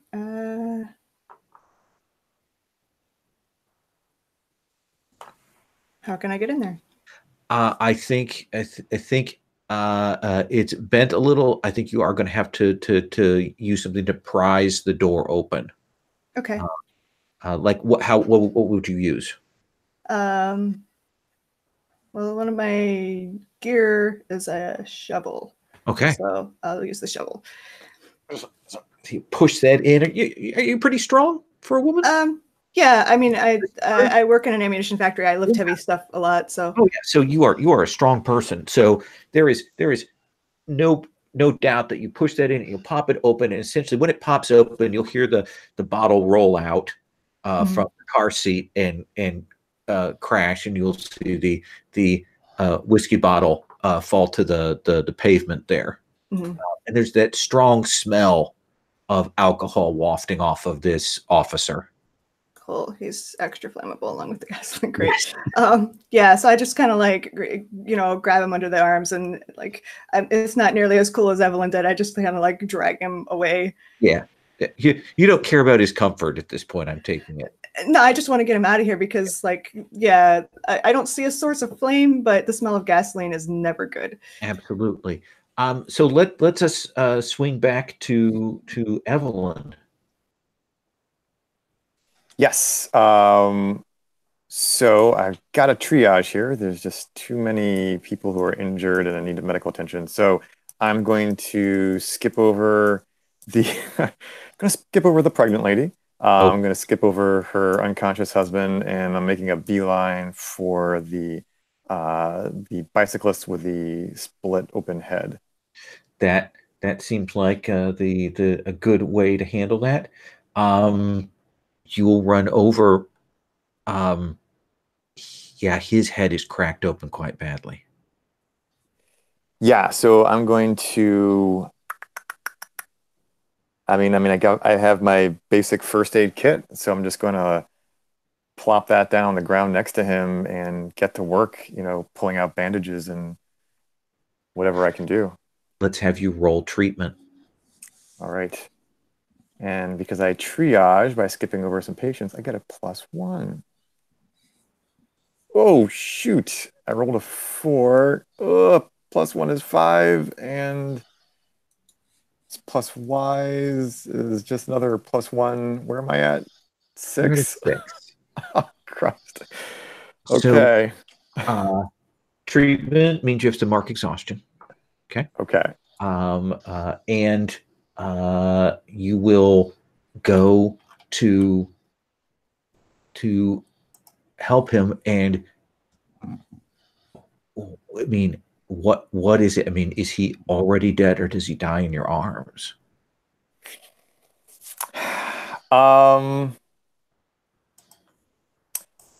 He's not already dead. I think I am like frantically trying to like put the bandage around his head, and as I'm doing that, I realize that I don't want to get too graphic perhaps, but I mean I think his like the skull is shattered, like there's like pieces of the skull are like falling apart in my hands. He's bleeding out. Even as you kind of pick him up, you kind of didn't realize because of the darkness how bad it was. And you've never dealt with anything like this. This is completely outside your realm. And suddenly you realize your hands are sticky and warm. And there's that look where he makes eye contact with you, kind of like, and his mouth works for a little bit, and then it just stops. Yeah. And you've never had a person die in your arms. And he does. Let's come back to Margaret. Okay. Question. Yes. Since he failed to move, it wasn't a basic move. Do we roll on the raid clock? I did. Yeah, it's up to level 2. Yep. Okay. And I have a question. Oh, go ahead. Sure. No, go on. You were going to say? I don't know in real life what the procedure is. It seems like we've got some casualties that need to get to a hospital. Mhm. Would we find a phone on the street and call an ambulance? No, there's nothing like that here. Any kind of phone thing they have is going to be reserved for the military. Um, what you're probably going to have to do is you're going to have to get a stretcher, and you're going to have to carry one or more of these people, to the nearest medical thing, and maybe find somebody on the way who has a transport, or you could try and use one of these vehicles. That's exactly what I'm going to do. It's insanely risky, but one of the vehicles looks like it's in better shape. I think it was the one that the drunk was driving. Yeah, the officer's car. Yeah. So I will quickly go to that car, assuming the keys are still in the ignition. Okay. And sit down. I'm small, so I actually kind of have to stretch up to get over the steering wheel and over the hood to see what I'm doing. And with my hand shaking, I'm turning the ignition and trying to get this car started and pulled back so that we can haul some. Absolutely. It seems like you're kind of risking some things because we do have the gasoline out here. This is an officer's car. We've got these people around here. So I think this is press on. Yes. And you roll with nerve and you mark an exhaustion. And have you ever driven a car before? That's a good question. It's a very good question that I gave some thought to. I would normally say no, but given that my brother runs a pub, he does need help sometimes, and that involves driving the truck to go and get the kegs, while other people are doing more heavy lifting stuff. Yeah, I imagine you've had to drive the lorry from time to time. Yeah, that makes sense. Not under this kind of condition, though. Okay. My nerve is not very good. And it's sorry to say. All right, but I rolled a 9. Okay. And -2 nerve makes that a 7, just squeaking by. All right. So you need to choose one. It'll go. You'll go. We get that grinding of the gears sound there, but you'll be able to pull this back, and it doesn't ignite the gasoline on the other car. And you kind of get that set. Why don't you pick one of those results, though? I am injured. Okay. So I think I'm going to have you mark exhaustion because I think this is stressful rather than dangerous to you. Because it looks like kind of back that up. So let me ask then, Louise. Looks like Margaret is getting this car ready to transport people. You want to put the guy in there? Yeah, I mean, if we can fit all 3 of them in there, he would be the last one we'd put in. Like, make sure the others can get in there without harming them by jamming them all in. But yes, it's an officer's car. It's got a little more room, a little more spacious and well appointed. Anne, are you also putting your charge in the vehicle? Yes. Okay. Yes, and also I want to find a sand bucket somewhere and spread it out over whatever gasoline has leaked so that it's not likely to start a fire. Okay, that seems fair. I think that's very easy for you to do, and you will load this pregnant woman into the vehicle. As they're doing this, getting the car ready, backing up, loading these people into the car. What do we see from you, Evelyn?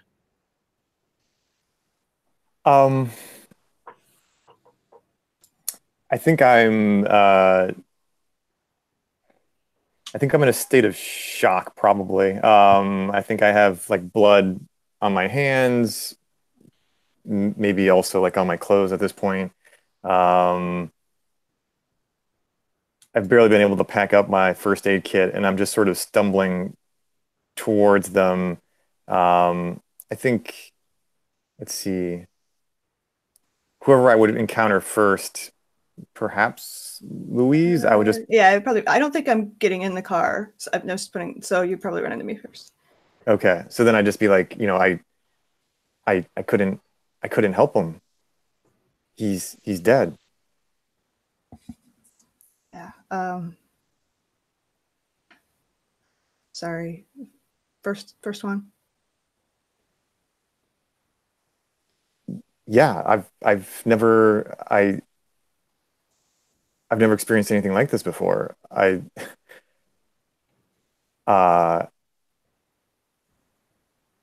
don't know what to do.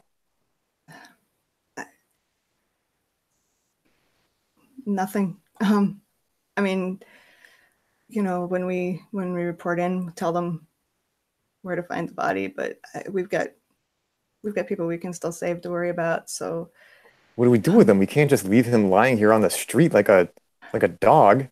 I mean, let's worry about the people who are alive first that, you know, we can still do something about. I think we do. I think we do leave him. I think we have to. I mean, if you want to try to, you and I can try to carry him somewhere, but I don't think we can fit him in the car with the others. So it's up to you. Do you think that you're kind of are you trying to help Evelyn through this? Does it feel like you're trying to Yeah, help? I'm trying to just like give her okay, well, I guess help her think through it, but it's ultimately like I guess I'm trying to help her make a decision here. And I'll go with whatever she decides. Let's have you make time. Okay. Okay. Mark exhaustion, but you get to roll with soft. Okay.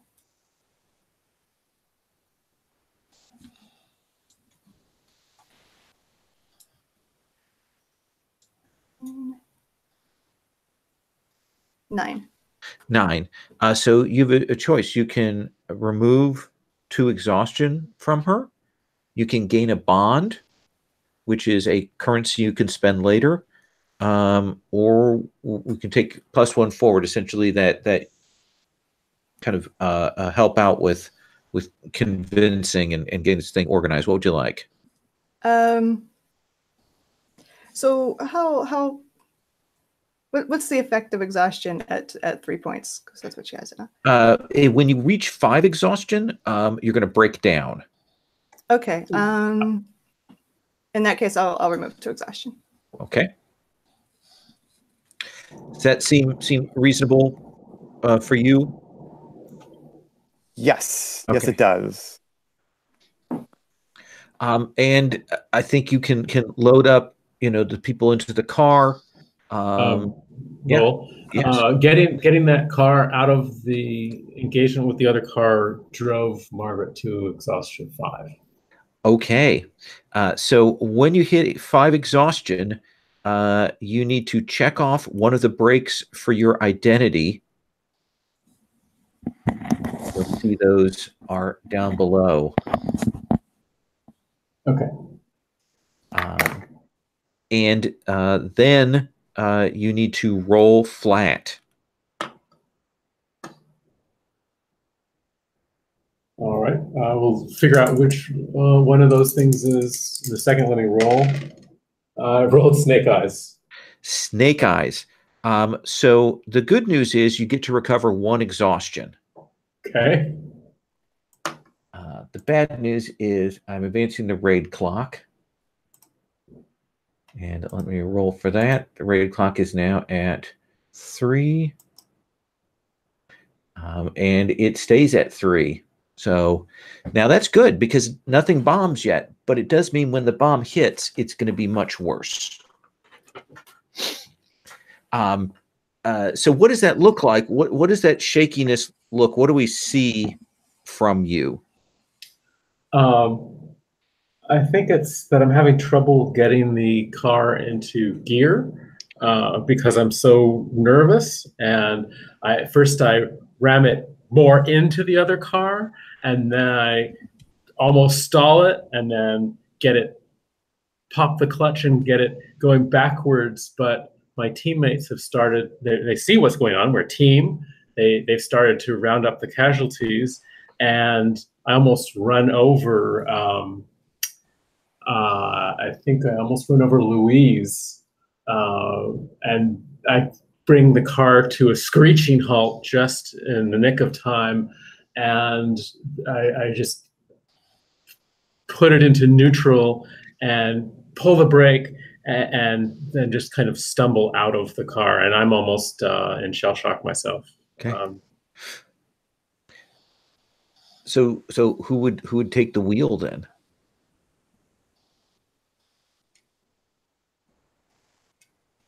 I bet Louise has driven cars before. I don't think so. No? I don't think. Yeah, I don't think I can drive. Let me ask Anne. Anne, do you know how to drive a car? You're a progressive, enlightened woman of the 20th century. I mean, I think I have seen people drive cars. So then I think if you want to try, I think it's just a press on. Yeah. Yeah. Okay. So,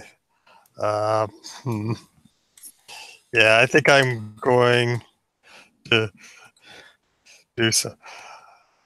I think I'm going to come up with some pithy Shakespearean quote, and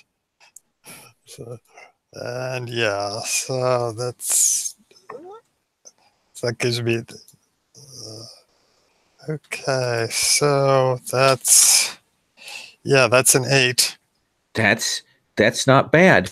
So you can do it, but you have to choose one. You're injured. The situation gets worse, or somebody else is endangered. I think if I take injured, is that going to be just another exhaustion? It could be exhaustion, or I can have you mark harm. All right, I'll go for injured. Okay. Where are you at exhaustion wise? I'm at 3. Well, then by all means, I'm going to give you that 4th one. Okay. So you will drive, and it's not pretty. Right. But you will get, and imagine there's 2 factors here. One is that you've never driven a car, and 2 is that you have no headlights. Right. And so you do have to kind of drive and get used to that, and the gear shifting. And I think it is an awkward, 5 or 10 minutes for you to get to the triage station. And I think you're lucky because there aren't people who would recognize that this is an officer's car that you are driving. Right. And I think it must have been damaged in the crash, because I've never heard gears grind like that before. Yeah. So they don't stop to maybe question how you are driving this car, but they will unload the people from the vehicle there, and they will they'll probably have to have Margaret stay with her as they get the pregnant woman into one of the tents to get her settled in. And I assume you guys will move on from there.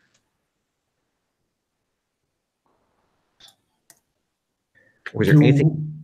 I'm wondering, having been at 5 exhaustion and gone down 1 to 4, is there a mechanic for resting? Yes. Or that's exactly. The mechanic is if you want to stop for all of you to catch your breath. It's called stand down. It's when you put down your gear and take 5, we roll on the raid clock as many times as you want. And everyone resting is going to recover that amount of exhaustion. The amount that shows up on the die, you mean? Yes. So it could be really good. Do you want to stop and catch your breath? Mechanically, I don't feel like I need to, but I think narratively or fictionally, I do. That makes sense. Yeah. All right. So shall we rest for 1 unit? Yeah. Yeah. Okay. Then what I'm going to do then is the raid clock is at a 3. So you want me to roll higher than a 3. So I'm going to re-roll selected die. Well, that's a 2. So you are going to all remove 2 exhaustion.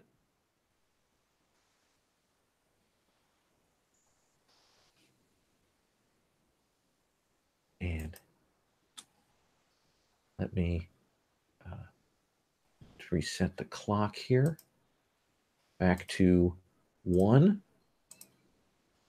And through this whole time, you've been hearing, the sound, of the engines of the planes coming over, that kind of thing, and in the distance of things, and you've moved, northwards to get to the triage tent, and then off to the northeast, you will see this horrendous explosion. You'll hear the whistle, and you'll hear the crunch, and there's that couple second delay that sometimes happens with these bombs where the impact timer doesn't quite sync up, and it hits, and there's almost a breath where you're like, okay, it didn't go off, but then it goes up, and you're several blocks away, but the air will kind of get solid for a second and will kind of push you back. And it looks to you like the bomb landed square in the bakery. Essentially, that big bakery, which they run 24/7 to prepare bread and stuff for the troops. And it goes up. And I assume that the 4 of you will grab your gear and head out, right? Yep. Okay. Then we will cut forward to that. Are we taking the car? That's a good question. Are you taking the officer's car, or are you leaving it here? I mean, I think if I have to drive, we're better off leaving it here. I actually think that's true. We know what happens to these cars driving around at night in the dark. Yeah, we're better off on foot. Yeah, especially with people running around. So you will drive not drive. You just said you want to get in the car. Sorry, car on the brain. You will run through the streets again, dark, but now illuminated by some of the fire in the distance. A few blocks over, and the couple blocks out, you're seeing the debris. Shrapnel and stuff from the building has fallen over this way. You're running over broken glass. There are bits and shapes in the shadows that you don't want to think about what they are as you are running over there. And when the 4 of you hit the area, you will see that it's a decent sized brick factory building. A couple of floors to it. It's got some storage area on it, and it looks like it's landed essentially in like the main factory area, and that part of the building is on fire. Great big cracks on the wall of that. The rest of the building, there's probably smoke and stuff in there, but you can see bits of the roof have come down. There are people out here in the street. You can see there are people laying on the ground all over here, hit by the impact blast. Some people thrown, and then other people staggering out of the building here. So tell me what you do, Louise. When you see a scene like this, what do we see Louise do?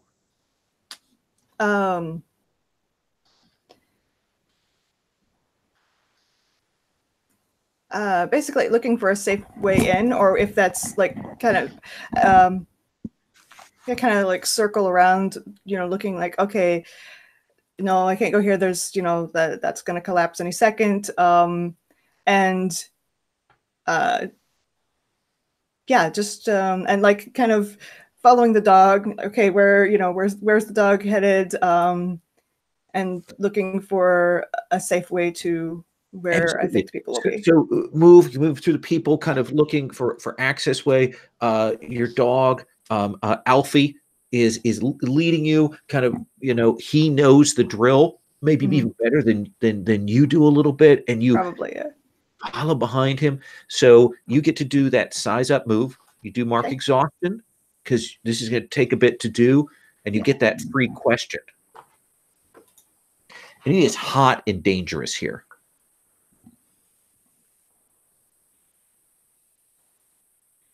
Let's see. No, even my nerve only brings it up to a 6. Only brings it up to a 6. All right. Well, you still get. I do still get to ask where the casualties are. Yeah, and you still get 2 hold, but you won't necessarily get accurate answers. Okay. So your question is where the casualties are, right? Yep. Okay. So it looks to you like the floors, it must have blown up on like the top floors of the bakery and didn't like punched all the way through. When it did go up, it blew those floors down. And there are probably some working people right now in the basement that, that's all kind of come down and they're trapped in there. We've still got that fire going on. So that's the most dangerous place, and where people are going to be trapped. A lot of the other people are able to are stumbling out. People are helping them out, getting them out of there. Okay. We still have 2 more hold though.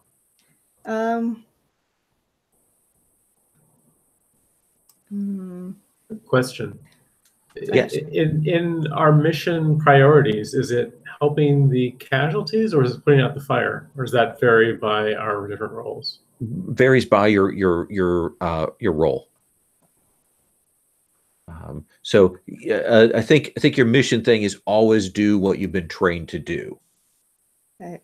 Although I guess if putting out the fire would be my way to get in there, then I would help put out the fire first. That would. So or, what depending on your questions that are going to be wildly inaccurate information too, maybe. Right. Yes. So what danger am I overlooking? It does look to you like because you mentioned this before, is if they have more flour and stuff stored there and there was an impact, there's a chance of that flour igniting and creating its own secondary explosion. Okay. And then the other question? How can I get in there? It looks to you like actually there's a fairly good access way, like a basement door off to the side that you could get in, and it looks like it wouldn't be that hard for you to get into the basement. Okay. Sure, I'll do that. Okay, so you head that way. And we see you vanishing into this what's going to turn out to be an incredibly precarious passage. Let's come to Margaret. We've seen this sort of montage of Louise and Alfie moving around, checking out the area, and then making that bolt for that way in. What do you want to do, Margaret?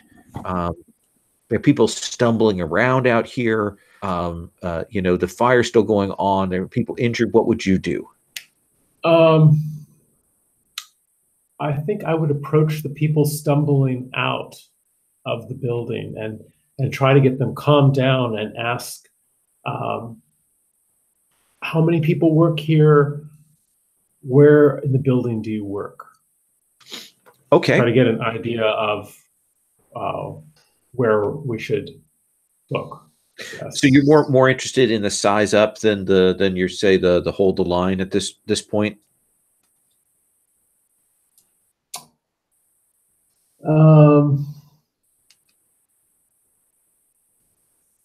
Yeah, I think so. Okay, then let's have you roll with wise and mark an exhaustion. Okay, I've got an 8. Okay. And that's 1, right? So that's 2 hold. 2 hold. It's generous with the hold on those questions.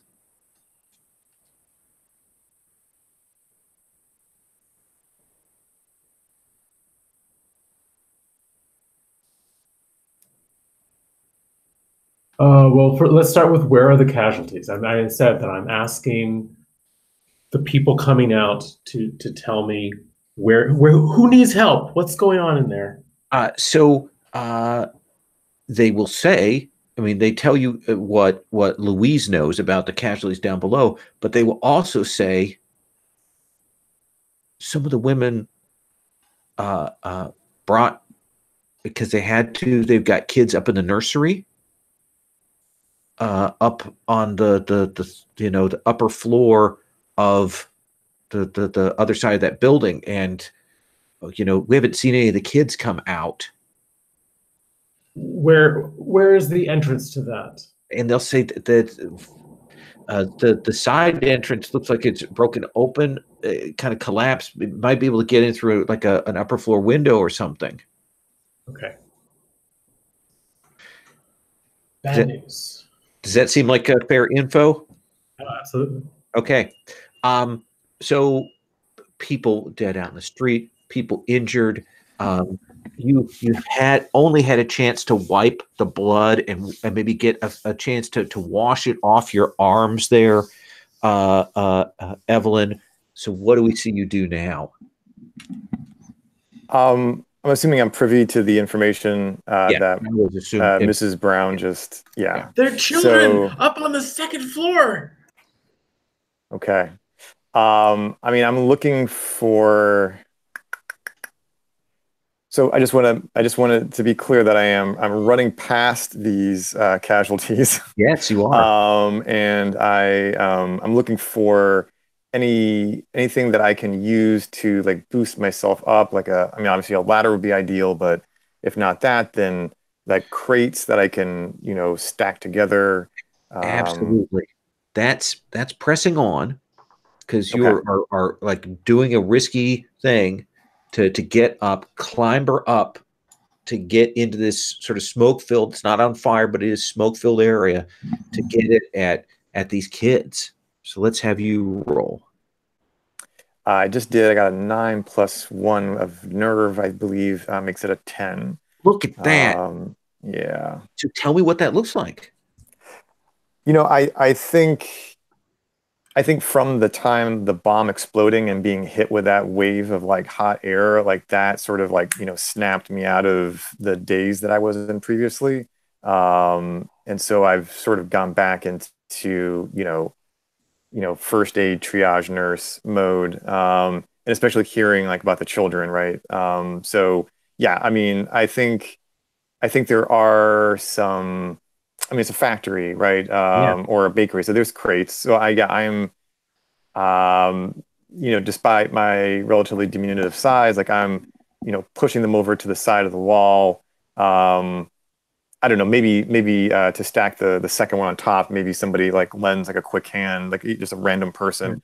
And then I'm clambering up on top of the boxes and pulling myself through the window. And we will see you get up to that 2nd floor window, kind of rush in. You do that thing where you have to go low with the smoke, and the smell here is not like it's not like burning leaves. It's not like a bonfire. It's a whole different category of smell, because all these things are burning. It's metal that's burning. It's industrial products that are burning. It's bread that's burning. It's it's a smell, and you know that you're never going to get this out of your clothing. You know, and if you kind of go low, hear a heat, but we'll see you, rush up these stairs, up to this area, and there is like this little, nursing room, that they've kind of done makeshift, and there are 4 or 5 kids that vary from, say, 5 years old to 8 years old, in here, that they're pressed against the walls and they're terrified, and you can tell that they're almost deafened, and so they can barely hear what you're saying. And we're going to cut away from you on that note. A couple of them look like your kids, that they remind you of that. So Anne, so what do you want to do here to help with this situation? I mean, I think I'm going to try to take charge. I want to organize a bucket brigade, get some people working on helping the wounded. Just get this organized, because right now it seems like people are just running around. Nobody's in charge. Oh yeah, no, it's been too, it's chaotic. There's no one giving orders. So let's have you roll mark exhaustion and roll take charge, and you'll get your bonus hold from form up then. Yes, and that is 3 dice, 3 bonus dice that anybody can add to actions to help with the situation on future rolls. So that's very nice. Yeah, so I rolled a 7. Okay, so on a 7, you're getting people together, and you are organizing this bucket brigade, but there's this like foreman who comes over, and he starts shouting at you, and he says, no, we don't, we have to, that building's gone, we have to douse over there to create a break. We can't let the flour mill go up. That building's gone. Forget it, lady. We've got to do this. And kind of gets in your face, and wants to get these people going over there rather than here. Right, and I think I am getting right back in his face, because I am the fire guard. I know what I'm doing. This guy is just a loudmouth, but yeah, this is eating up time. Okay, so for at least for the moment, he does grab off a few of the people who are like immediate underlings to him to do that, but you still got the majority of these people dousing it. And is your intention to put out the big fire in the main area? Yeah, I mean, just get it under control at least, okay, so that it doesn't spread to other buildings. I mean, the building may be lost, but we still want to make sure that it doesn't spread. Yeah, absolutely. So we see that as you're running around, you're organizing, you're getting to the pumps, and it's of course pumped water from the Thames. So there's a beautiful sewagey smell to it, as you're kind of throwing that on to douse that and starting to get that under control. So that is definitely the situation is getting better, but you still got this guy who is sort of subverting your work out here. Let me come back as this water begins to like cool down and add some assistance to you. The fire is being put out a little bit. Louise, what do we see you doing? You found this passage. It looks like to get in, it's going to require kind of a tight crawl, or easier would be to push some stuff aside and maybe use that way to get in. It might give you a better passage. This is a terrible trait for what I'm doing, but I think I'm like a little claustrophobic at the thought of like crawling through this. Plus, I'm gonna have to bring people out with me. Yeah. So I'm gonna try to push stuff out of the way. Okay. Then let's let's have you roll press on.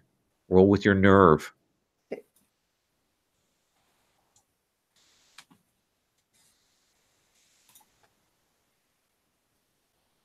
Uh,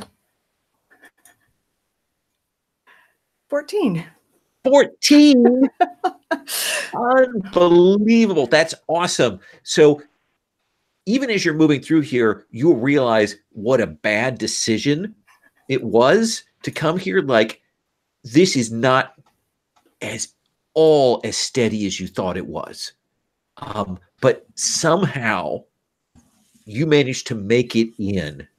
And there's smoldering, there's a low level smoke, heat. You get through that. You realize you probably don't want to go back that way. But you will look there. Alfie goes sniffing around, and he will be able to find like a huddled group of people. Let's say there are 5 or 6 of the factory workers, probably women here, and you kind of push through where they weren't sure how to work with the wreckage, but you kind of know it. You get to them, and they look at you and they say, Amy's caught," and they kind of gesture over, and you can see this hand sort of sticking out. They clearly been trying to help her, but having no success. Yeah, obviously I'll help. I'll probably try to get. I'll probably try to get them to help. But, okay. Yeah, I'm gonna try to figure out. All right. So, do you want to roll this as press on with nerve or take charge with bold? Would this be dig in? I have a.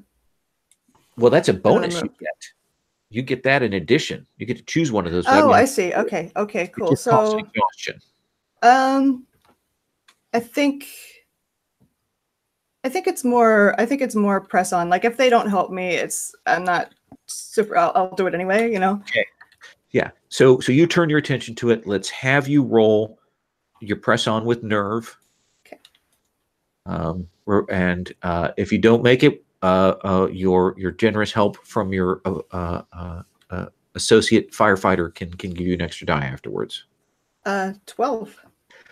Well, you don't need that extra die, do you? No, someone else can have that. Okay. So what's your pick for dig in? They're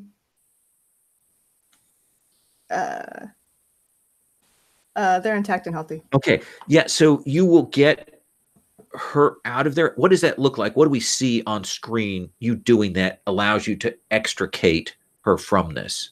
I think there's something heavy, which is why the others couldn't do it. And I think I like find something to use as like a lever and wedge stuff under it until I like raise it up enough for her to get out. Sure. Yeah. Rather than just like try to lift it. Yeah. So they might pitch in to kind of help you a little bit. You get that, and she finally is able to crawl out. She doesn't look old enough to be working in the factory. Why the hell is she working in this factory? You say to yourself, and she pulls herself out. But this is what they do to women, working women. They throw them into these factories like this, and you will gather the batch of them together, and you've rescued these people. But now you've got to find your way out. Yeah, we'll come back to that. Margaret, you saw Evelyn, who was shaky just a little while earlier, parkour up to get these kids. There are still people panicking around here. There's the guy who's kind of trying to draw people off to help with his bucket brigade. Right. What do you want to do? I'm trying to calm down the people who I was just talking to. Gather a little group around me. Keep your heads, people. This is no time to panic. You have co-workers and children in there, and we need to go and get them. Don't worry. The fire will be under control. The bomb has gone off, so it's not a threat now. let's get the kids. So I'm trying to get the NPCs calmed, I think, is the first step. Yeah, so I think let's have you hold the line. All right, an 8 plus Soft. 9. 9. Hold the line. So you get to pick one from that move.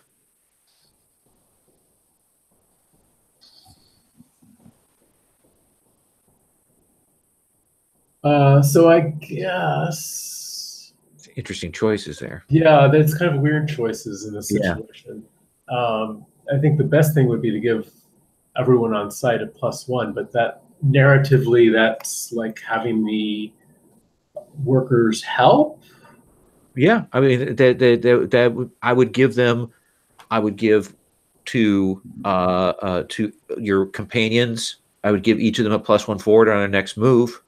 Okay, I think that's what I want to do. So I'm getting people calm down and just say, you and you, go help fight the fire. You and you, go get those kids.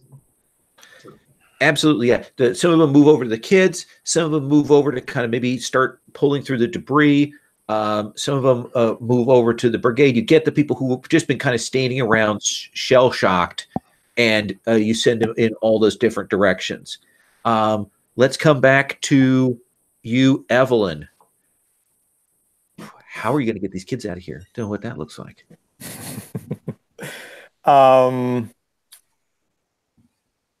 So, I mean, if my only way up here was through the window, then I'm assuming there is no easy way out.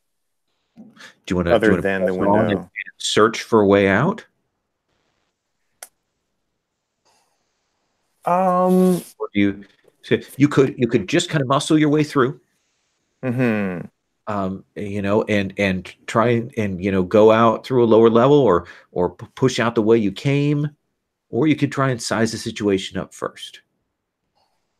I think I feel like there's like really no time to look for other, you know, means of egress. So like, I think I take the kids' hands because they can't hear me, right? So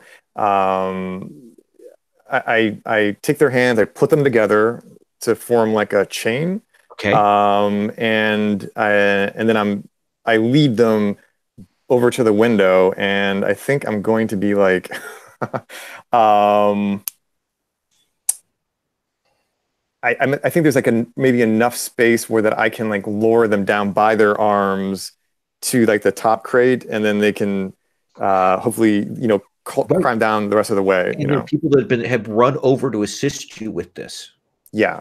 So let's have you roll nerve with a +1. Okay. Come on. Okay. 9 plus 1 is 10 plus the nerve is 11, I guess. Look at that. So I mean, these people run over and they are ready for you. They're on those barrels. You know, some of them have grabbed like a tarpon, you know, in case the kids want to jump down onto that. And you will get these 6 kids out of here. You know, they catch them, and then they reach up to help you down to get you out of there. Awesome. Let's come back to our bucket brigade. Anne, you've got some extra people there. Some of the sort of the people who weren't, you know, quite you know, with it. Now they've come back in and filled in some of that gap that you had. So what do you want to do? Yeah, well, I think I want to do roll douse plays. I want to see if I can get the fire under control. Okay, let's have you do that. Right, and I actually get +2 forward. I get +1 for the people that Margaret recruited, and I get +1 because the foreman told me not to do it. Okay. And I'm doing it anyway. Perfect. So that's a 9. That's a 9. So let's see on the douse play. I think I'm putting myself in direct danger. So what happens? How do you get hurt? And I think, yeah. I mean, we've got the bucket brigade. we've got pumps going spraying the building, but we've also got the bucket brigade, and I mean I'm climbing up into the front lines to pour water to throw water on the blaze and to direct people where to go, and I think the floor just gives way underneath me. Yeah, and it comes crashing down, and you kind of fall in that sort of hail of sparks, and you will feel this like splinter of wood go into your arm, and you're going to mark 1 harm. And the bucket brigade is right there to pull you out, but you're sort of coughing, and it just hurts like hell. But you can tell that you've almost got this fire contained. You sent them to the places they needed to go. You got them organized, but now you come out and your arm is just blood is running down it, and they're kind of cheering, because they got you out safely, and because it does look like the fire is starting to dwindle. And let me come back to the people trapped in the basement. So tell me what you do. How is it that you get out of here? I'm mostly listening because it's dark in here. It's dark out there. I can't look for daylight. That's not going to help. So I'm just kind of like listening for where I can hear the people cheering, which is handy right now. People have been sent over to help you out. Yeah. They're shouting, "Hello! Oh, there's a gap over here. Mind the gap over here." Right. Okay. Yeah. So I'll go toward them, and I'll like kind of herd everybody and like take the girl who who looks like 13 maybe. Yeah. And she would claim she was an adult, but definitely right. Yes. I've been there. I think this is you pressing on. Okay. You're going to get a +1 from this, and you roll with your nerve.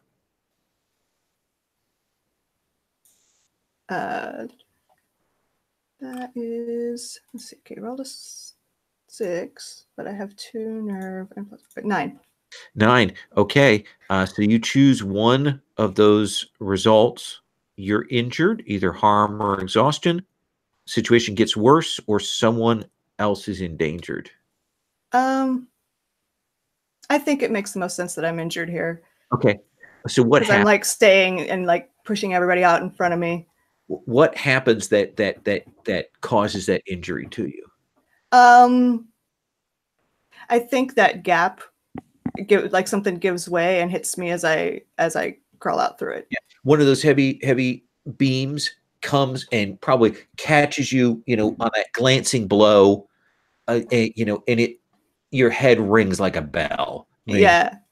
You feel that pain hits the back of your shoulder. You get that moment where you kind of get that flash of black, as you briefly go into shock, and you stagger out.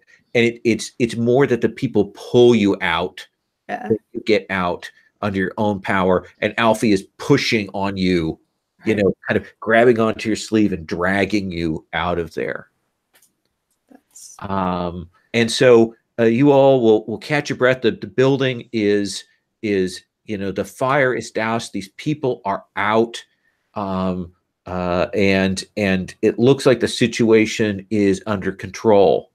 And we're going to start next session with that move on roll or something else. If you guys want to do more to contain the situation, or if you want to rest. Does that seem fair? It's fair. Sure. Okay. So that's where we're going to start next time. Okay. Thank you all very much for trying this out. I'm still getting used to how to do the sight thing and the raid clock and stuff. So we will see. it does put a lot of pressure on you, doesn't it? There's a lot of exhaustion moves. Yeah, the pace of this thing is, and that 7 to 9 on press on is brutal. Yeah, there's some hard stuff here. Let's also keep in mind that if you do any moves next time, I'll try and keep this in my head. You've still got 3 dice from Anne to assist with any of those kinds of moves. Okay. So if people are making time to help people or things like that, that's a good one for us to remember. But only in the present situation, not if we move on to another incident. Right. So it might be maybe next time we'll look at people making time to help other people to clear some of those things up. All right. Thank you all very much. Cool. And I will talk with you next week. Stephen, even if you're not on the list, do you want to come back next week? Yes. Yes. Okay, great. Yeah, come. If we get the 5th person in, we'll bring him in. But I definitely want to have you back so we get that continuity. So thank you all very much. I'm going to stop the broadcast.